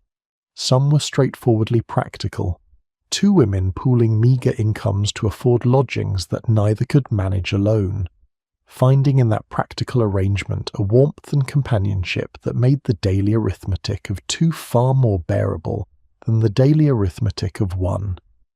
Many of the most productive women of the late Victorian era lived this way. Reformers, educators, writers, artists. Women who built significant professional and intellectual lives often did so in the context of a sustained domestic partnership with another woman. It was not an exception or an oddity. For this particular population, in this particular period, it was something closer to the norm. The term Boston marriage was American in origin. It emerged in the late 19th century, likely popularized by a Henry James novel, though the practice it described was recognized and understood on both sides of the Atlantic. It referred to the long-term cohabitation of two women who were financially independent of men. In practice, the financial independence was often more aspiration than reality. Two governesses sharing lodgings were not individually wealthy, but together the arithmetic shifted. Two incomes, one household, two people to manage the practical business of daily life, which turns out to be considerably more manageable with two. You might wonder how these arrangements were regarded by the world outside them, and the answer is, by and large, favourably, or at least without the suspicion that might have greeted a similar arrangement in another era. Victorian society's belief that intense female friendship was natural and wholesome functioned, in this context, as a kind of inadvertent shelter. It rarely occurred to observers to look very carefully at what two ladies in a shared set of rooms actually meant to one another. Ladies in shared rooms were frugal and respectable. The question was generally not asked. What makes these partnerships remarkable, seen from where we now stand, is how complete they could be. These were not half-lives, not consolation arrangements. The women who entered into them often described them, in letters and diaries, as the most important relationships of their lives, sustaining and grounding and genuinely joyful in ways that left visible traces in the historical record. They supported each other's work. They sat with each other in illness. They managed each other's households. They mourned each other with a grief that bystanders occasionally found excessive, which tells you something about what those bystanders had assumed they were witnessing. Frances Power Cobb and Mary Lloyd, who we've already met in passing, are one well-documented example. Cobby wrote about their shared life with warmth and specificity. Lloyd's sculpture appeared in exhibitions. They worked and travelled and argued and grew old together. By every measure that matters when you're actually living a life, it was a full one. There were quieter versions of the same thing, with far less documentation. Two sisters who never married and shared a house for 50 years, whose arrangement is noted in family letters only in passing, as though it were the most unremarkable thing in the world. Two friends from girlhood who found themselves, in middle age, in adjacent lodgings and gradually rearranged those lodgings into one. A teacher and a music mistress sharing a schoolroom and a sitting room, and the walk home on Friday afternoons and not very much else, if you were looking from the outside, and everything else, if you were not. You can feel the particular quiet of that sitting room in the evening. The fire settled down to coals, the smell of coal smoke warm and familiar. One woman reading in her chair by the window, another at the writing desk, the scratch of her pen the only sound in the room. The footstep on the stair is familiar, the door opening as expected. Nothing about the next hour requires explanation, because the person you're sharing it with has been sharing it with you for 12 years, and the knowing of each other has long since become indistinguishable from the texture of ordinary days. This arrangement did not have a name that Victorian society was comfortable attaching to it. The conduct literature did not discuss it. The social commentators who worried about surplus women were not, by and large, worried about this particular solution. They were worried about women who were lonely and unproductive and economically dependent. Two women sharing a household were none of those things, so the discourse, largely, moved on and left them undisturbed. There was, running alongside all of this, the matter of emigration, which offered some women an entirely different version of the same freedom. The ships going to Australia and New Zealand carried, among their passengers, women who had made a calculation. The calculation was not always the one the emigration societies advertised. For some, it was not about finding a husband in a country with better odds. It was about being, at considerable distance from the people who'd known them all their lives, someone new, in a place where no one had watched you fail to make a match in 4 seasons, in a place where your past was not the first thing people saw when they looked at you. That is a different kind of liberty, not louder or quieter than the others we've looked at, just different, more spatial, more beginning again. Victorian society had imagined, in designing its emigration schemes, that it was solving the redundant woman problem by redistributing women to places that needed them. What it was actually doing was giving some women an exit from the geography of their own expectations, which, as unintended consequences go, is one of the more quietly liberating ones. And then there was a path that was none of these, not the partnership, not the emigration, not the quiet accommodation in a brother's house. path taken not by women who had refused loudly, or refused quietly, or built something warm and sustainable in the margins. A path taken by women whose refusal, whose independence, whose ambition, whose difference from the expected shape of a woman's life was read by their families not as a choice at all, not even as an unfortunate circumstance, but as a symptom. The word hysteria comes from the Greek word for uterus. That etymology is not incidental. It tells you exactly where the Victorian medical establishment located the problem. By the mid-19th century, hysteria had become one of the most commonly diagnosed conditions in England.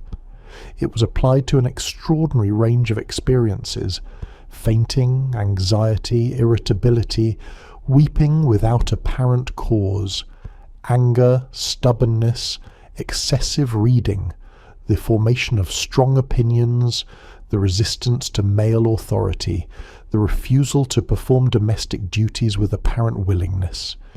It was applied, in other words, to almost any behaviour that caused inconvenience to the people around the woman experiencing it.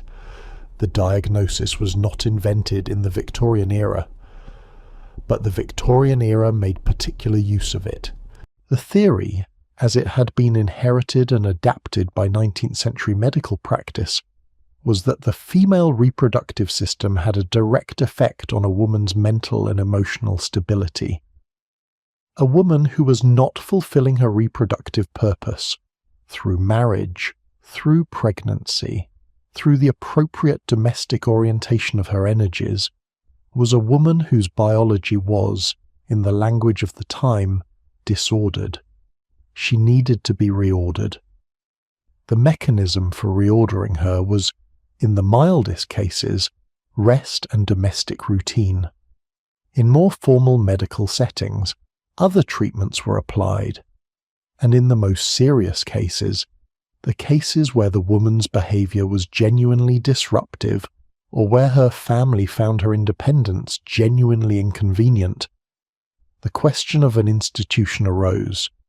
You need to understand that committing a woman to a private asylum in Victorian England required, in legal terms, relatively little: a certificate from 2 medical practitioners, the agreement of the family, and the woman herself had no effective legal recourse against the decision, because as an unmarried woman, as a feme soul, she had no husband whose consent was also required, and who might, under different circumstances, have resisted. The very legal independence that gave her certain rights in the world of property and contracts gave her no protection against the adults in her own family who had decided she was a problem. This was not the dominant story of Victorian spinsterhood. It needs to be said clearly, and held alongside everything else we've looked at tonight. Most unmarried Victorian women were not committed to asylums. Most families, even difficult ones, even families that found an independent-minded daughter inconvenient, didn't resort to this. It was the exception, but it was a documented exception. It happened. The records exist. The names are in them, and they are ordinary names. The names of ordinary women who had, in some way or another, made themselves inconvenient enough to be removed. The Victorian medical establishment had opinions about what these women needed.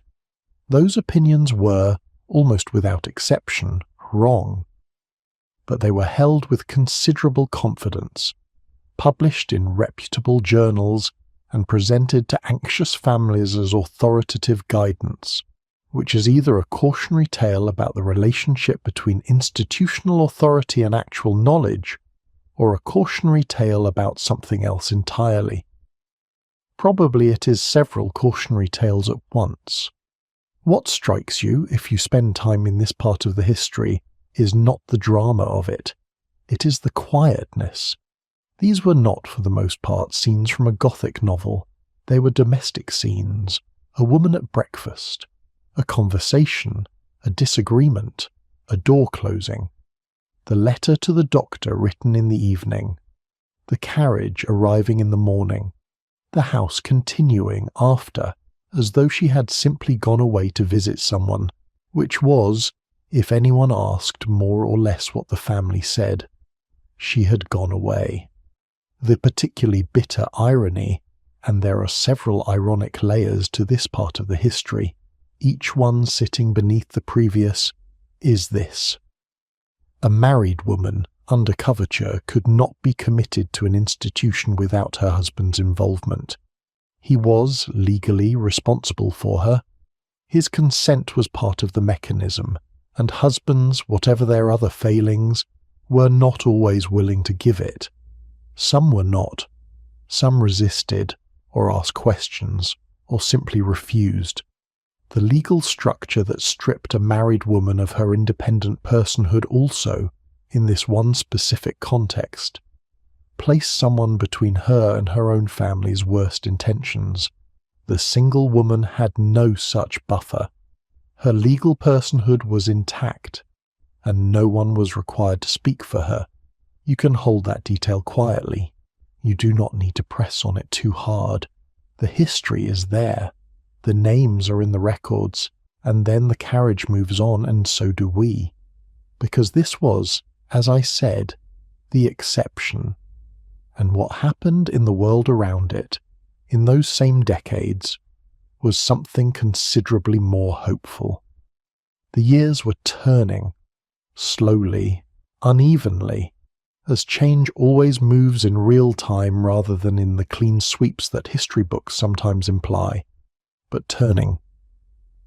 And the women who had been young in 1850 and made their quiet or their not-so-quiet accommodation with the world as it was, those women were, by the 1880s and 1890s, old. Some of them were reading about a new kind of woman in the newspapers, a kind of woman the newspapers regarded with a mixture of alarm and fascination that is itself quite entertaining to read from this distance. The new woman. She rode a bicycle. This was considered significant. She wore in some advanced circles clothing that allowed her to actually ride the bicycle without considerable structural difficulty, which the same circles considered even more significant. She had in some cases attended one of the new women's colleges, Girton at Cambridge, which had opened in 1869, or Newnham, which followed in 1871. She had studied the same subjects as the men. She had sat the same examinations. She had in many cases scored better on them than the men had. She had not received the same degree. Cambridge University would not formally award degrees to women until 1948. Not 1848. 1948. The examinations happened. The results happened. The knowledge was acquired and assessed and found to be present. The degree, the piece of paper, the formal acknowledgement, the thing that allowed the knowledge to function in the world, that did not happen for another 79 years. A committee had considered the matter and arrived at a conclusion that was, by any reasonable assessment, not the correct one. And then another committee, and then several more. Over 79 years. By the turn of the century, though, by 1900, by the year that ended Victoria's reign and began the slow unravelling of everything her era had assumed, the picture had shifted in ways that would have been difficult to predict in 1850. 200,000 women worked as clerks and typists and telephonists. Women had been employed in the civil service, the post office, the telegraph companies, the early department stores. Women's colleges existed and were full. Women doctors were practicing medicine, although they had had to train abroad or fight extraordinary institutional battles to do so at home. The world of 1900 was not the world of 1850. It was not equal, not free, not finished. Women would not vote until 1918 in partial measure, and until 1928 in full. The suffragette movement was about to enter its most turbulent years. The work was far from done.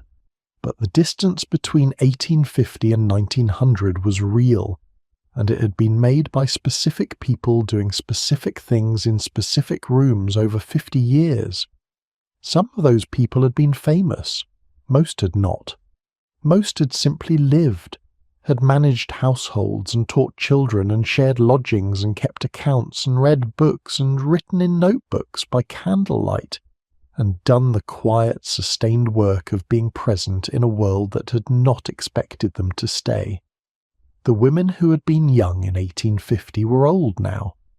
The woman who had stood at the edge of that ballroom at 23 watching the light move across 100 pairs of white gloves, she was 73 in 1912, if she was still living. She had watched the world change around the particular arrangement she had made with it. The governess track, the shared lodgings, the chair by the window, the shelf of books. She had not chosen those things because history told her to. She had chosen them because they were what was available, and because she had found inside them something worth preserving. And somewhere, without intending to, she'd made it slightly easier for the women who came after. Not by the force of argument, though some had argued, and forcefully. Not by founding an institution, though some had founded those too. But simply by existing, by having a life that was visibly hers, by demonstrating in the most ordinary and unremarkable way that such a thing was possible. The women who came after did not always know her name. They sometimes could not have told you why, exactly. The options available to them felt slightly more open than they might have felt a generation before, but the feeling was real, and it had a source. And the source was the accumulated weight of all those ordinary undocumented lives. The women in the census listed as sister, as lodger, as relation, who had simply kept going. That is what stays with you if you sit with this history long enough. Not the grand gestures, not the famous essays, not the founding moments, the staying, the daily presence, the particular stubbornness of a woman who had decided that her life was hers and who kept deciding that every Tuesday, across however many Tuesdays she was given. There is something in that which I find genuinely moving, and I keep coming back to it. There is a moment in this story, and it arrives somewhere in the middle, between the grand arguments and the sleep descent, where it is worth stopping and simply sitting with the ordinary, with the woman who didn't write the essay, with the woman who didn't found the institution, with the woman who did not, in any record that survives, do anything that history has chosen to remember. She had a diary. Many of them did. The diary was one of the few forms of writing that Victorian society considered entirely appropriate for women. Domestic, private, self-contained, not aimed at an audience and therefore not threatening. Women who would never have considered submitting something to a newspaper kept meticulous, intelligent, genuinely interesting diaries. They recorded the weather. They recorded what they read. They recorded conversations they'd had, overheard, thought about afterward. They recorded their opinions, which were often considerably more pointed than the face they presented to the world would have suggested. The diaries that survive from ordinary Victorian spinsters, not the famous ones, not the ones attached to identifiable names, but the ones that ended up in county archives and local history collections and the occasional house clearance lot, are remarkable in their specificity and their range. One woman in her 40s living in her brother's household in the north of England in the 1870s kept a diary for 23 years. She recorded the progress of her brother's garden. She recorded the books she read with brief and sometimes quite acerbic opinions. She noted the births and deaths and marriages of the people around her. She recorded the weather with what can only be described as professional thoroughness. And occasionally, very occasionally, she recorded something more personal, a feeling, a frustration, a moment of particular satisfaction that she'd clearly needed to write down somewhere. She never married. The diary does not explain why. It does not need to. What it documents, over 23 years, is the texture of a life, specific, inhabited, genuinely present in its own moment. She was not waiting for her life to begin. She was living it. The diaries share certain patterns. They are often most revealing in what they don't say. The frustrations are present but framed carefully. The loneliness is visible in the particular way the diary accelerates into sociability. The days when visitors came are documented in unusual detail, as if the ordinary human contact of a busy afternoon is worth preserving with more than usual care. The quiet days, the days when the house was silent and she was alone with her books and her needle and her own thoughts. Those days are recorded briefly, sometimes with the economy of a person who finds something not quite safe about saying too much. You can read that economy. You can feel the particular restraint of a person who has learned, over decades, to measure the space she is allowed to occupy. And then, occasionally, a diary breaks through, says something direct, offers an opinion without qualification, records a moment of genuine, unguarded happiness, a walk in the rain, a conversation that went somewhere unexpected, an evening when the book was so good she forgot to put it down, and the fire burned low and the room got cold and she didn't notice until she finished the chapter. That moment gets into the diary in all its detail. The cold room, the good book, the particular quality of that evening that she didn't want to lose. That is not a small life. That is a life. The Boston marriages, the partnerships of two women that we touched on earlier, had their own interior texture that is worth going a little deeper into. Because the variety within them was considerable, and the history tends to reduce them to a type when they were, in practice, as individual as any other human arrangement. Some of these partnerships produced extraordinary things. The writers Vernon Lee and Kit Anstruther Thompson lived together in Florence for several years in the 1890s. Lee was a prolific essayist and novelist, one of the most widely read English-language writers working in Europe in that period. Anstruther Thompson was a painter. Their collaboration extended beyond the personal. They developed a shared theory of aesthetic experience, of how the body responds to beauty, that was unusual enough to attract both admiration and criticism from professional philosophers and psychologists of the day. They did not describe their partnership in the language that was later developed for it. They described it, when they described it at all, as the most productive and sustaining friendship of their lives. Other partnerships were quieter, less productive in the measurable sense. Two women sharing a set of rooms in a provincial town, one of them a school teacher, the other managing the household on her small inheritance. They attended church on Sunday. They walked on the moors in good weather. They had a circle of acquaintances that was not large but was consistent. One of them was ill for a long time in the 1880s, and the other nursed her through it with the devotion that the letters of acquaintances mentioned afterward as notable. Neither of them left anything famous behind. What they left was the pattern of a long and sustaining life, visible in the letters they wrote to others and the references others made to them. Victorian society, as I have said, largely looked away from these arrangements. The looking away was not entirely passive. It required a certain active maintenance of the understanding that intense female friendship was natural and virtuous, and nothing more than that. When the looking away was disturbed, when something made it impossible to maintain the polite incomprehension, the consequences could be considerable. But for most of these partnerships the looking away held. The world did not look very hard, and the women inside the arrangement did not invite it to. The women who were not given this courtesy, who were not seen as having made a respectable friendship arrangement, but as having done something that warranted medical attention, faced something different. The hysteria diagnosis, which we visited briefly, had a machinery behind it that is worth understanding in a little more detail, not because it was universal, but because it was systematic. There was a logic to it.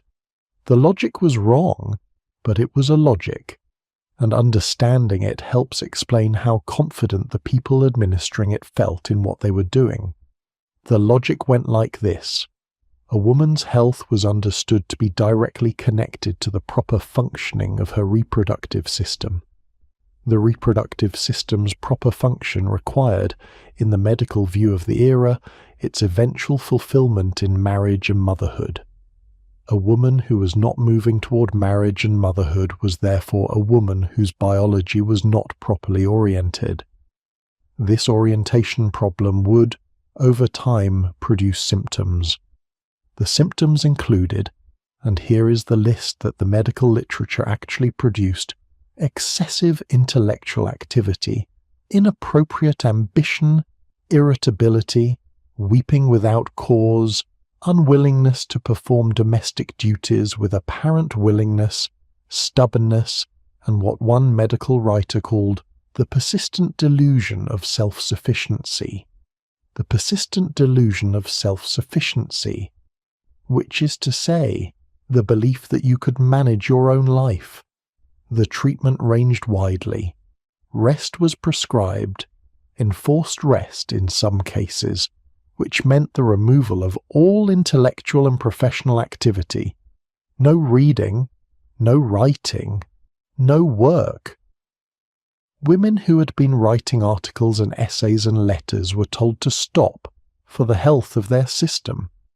Women who had been engaged in running households or managing businesses were required to withdraw entirely. The idea was to redirect the woman's energies away from the activities that were presumed to be draining her system and toward the activities that would restore it, which were primarily rest and the company of her family and the gentle expectation of eventual marriage. The women who were subjected to this treatment and then wrote about it, and there were some, described it with a uniform tone that can only be characterized as carefully controlled fury. Charlotte Perkins Gilman, an American writer, wrote a short story in 1892 called The Yellow Wallpaper that was a direct response to her own experience of this rest cure. The story's narrator descends into a genuine mental breakdown under the enforced inactivity of the treatment, a breakdown that the narrator's husband and doctor, both committed to the logic of the system, do not recognize as such because it looks from the outside like compliance. She is resting. She is not reading.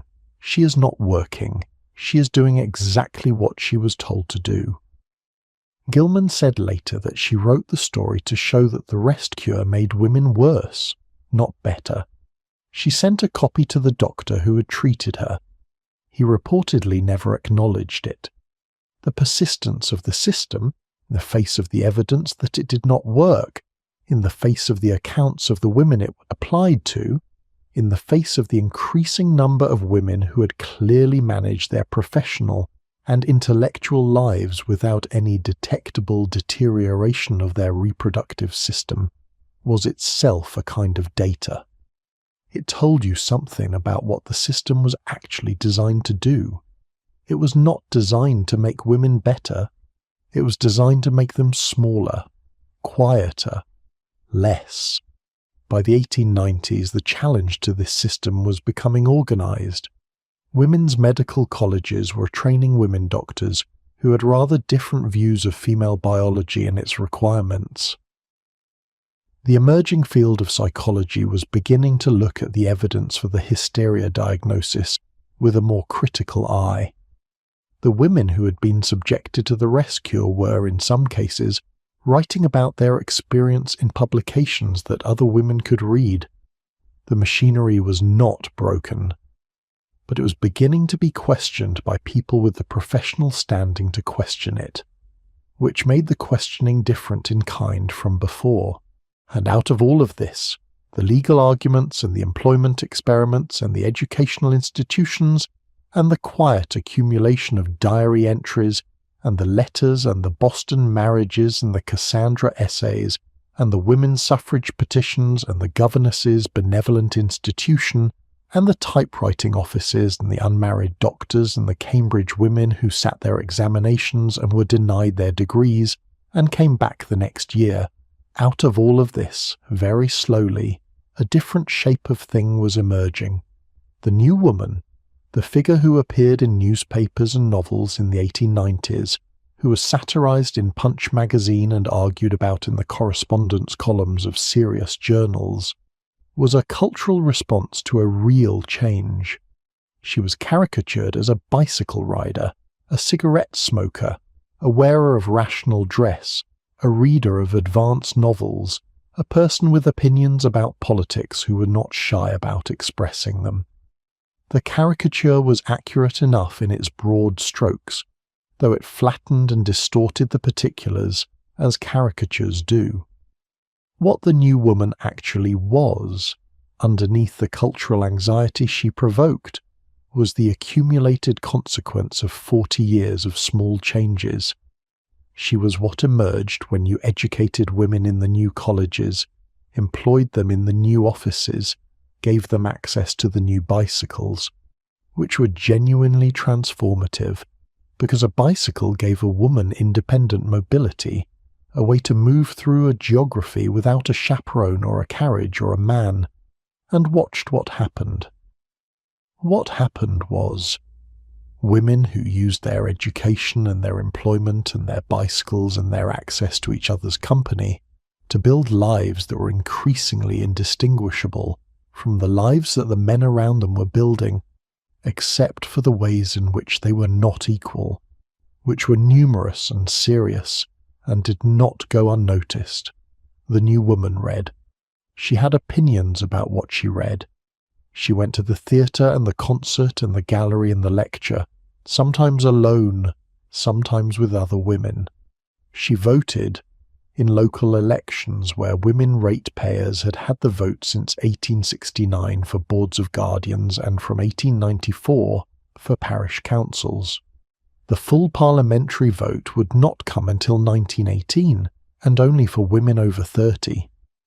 The 1928 vote, equal with men, was 30 years away from 1898. But by 1898, she was doing everything else that she could do.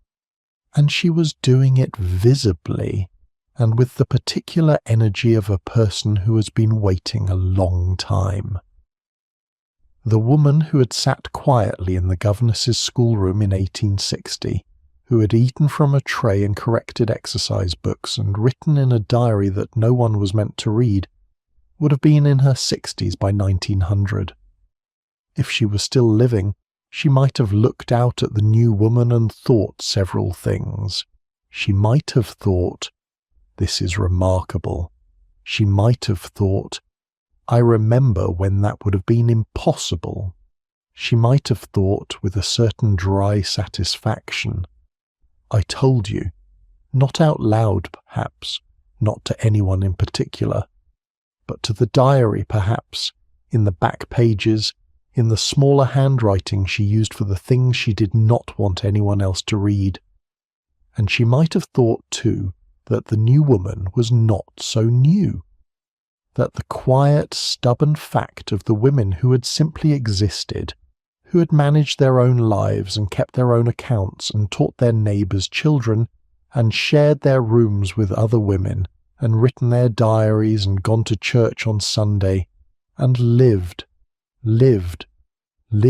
in rooms and on streets that the history books would not record, that this was what had made the new woman possible. Not the essays, though the essays mattered. Not the famous figures, though they mattered too. The sheer, undeniable, persistent fact of all those ordinary lives adding up over decades, making the ordinary fact of a woman's independent existence less and less remarkable, season by season, year by year, until eventually it was simply there, in the world, and the world could not quite remember a time when it hadn't been. That is what accumulates. That is what changes things, not the grand gesture, the staying. The candle on the writing desk burns a little lower. Outside, the rain on the window has become very soft. Less rain now than the memory of rain, the way the glass keeps its coolness and its faint sound even after the weather has moved on. The city is very quiet. The house is very quiet. The night is quieter now. Whatever was pressing on you this evening has had time to settle, and the settling has been doing its work. The world outside your window, whatever that world contains tonight, is at a little more distance than it was when we began. Let us stay here for a moment. Not with the history anymore, not exactly. With what the history is actually about underneath all its facts and dates and names. What all of this is about, at its heart, under everything, is the question of what a life is allowed to be, what it counts as, and who gets to decide. The women we have been with tonight did not, most of them, ask that question in a room full of people.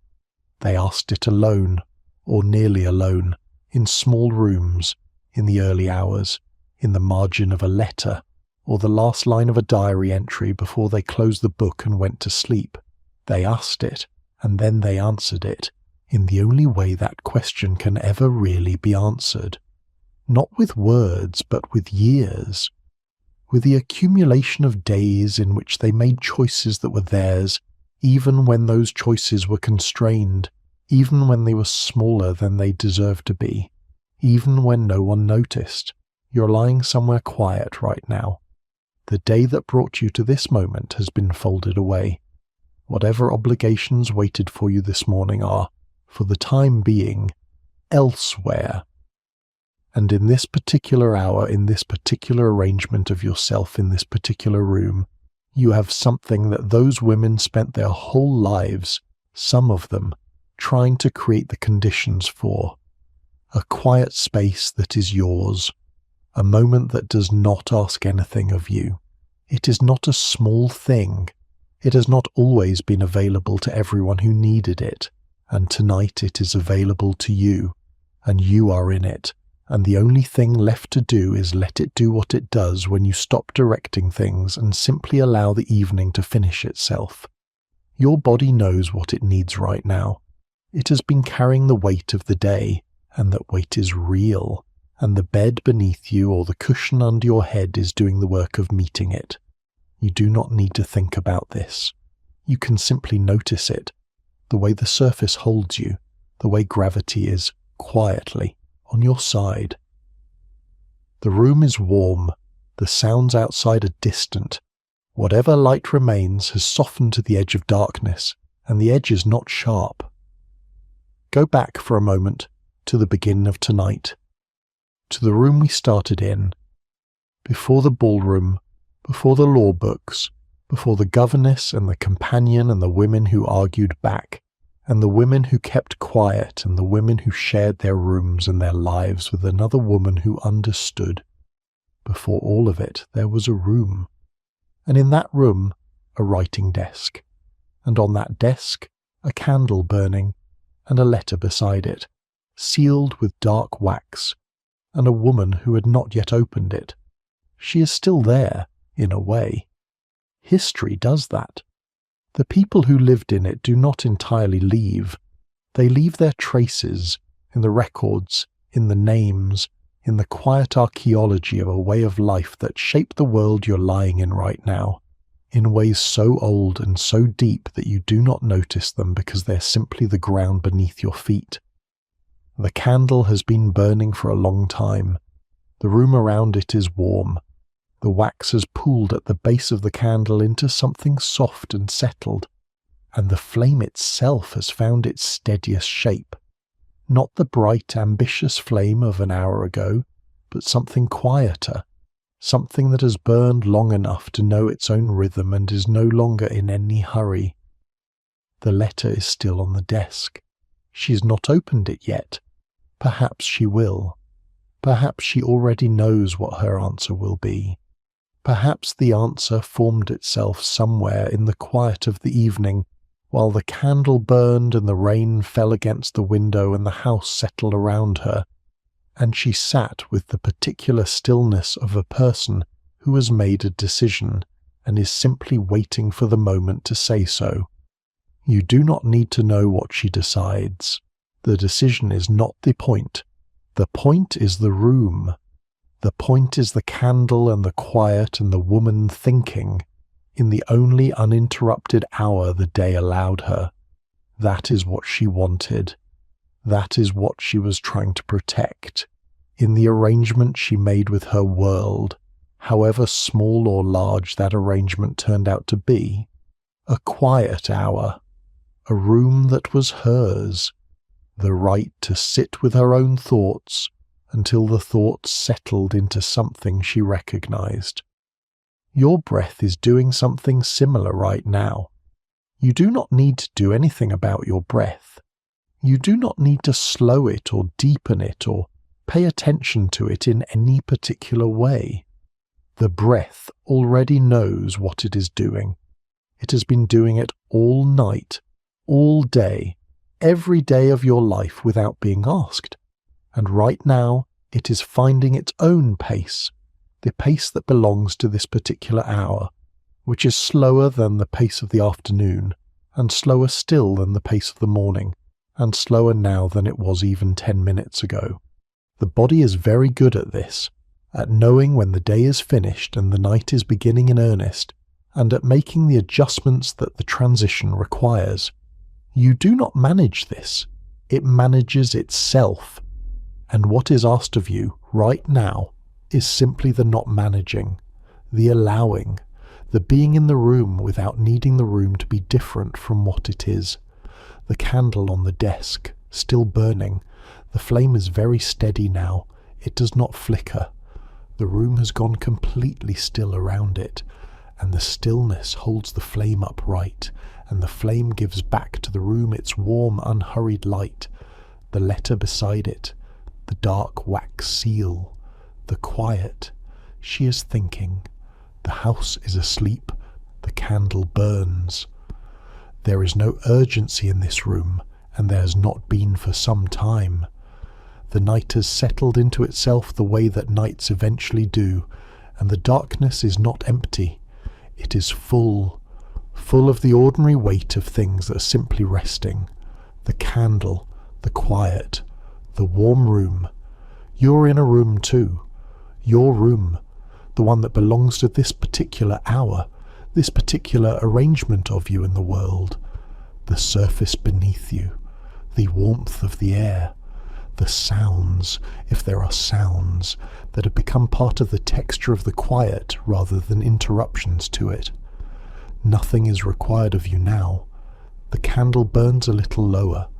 The flame is very steady. The room is warm. The woman at the desk breathes quietly. So do you. The night holds everything. The letter can wait.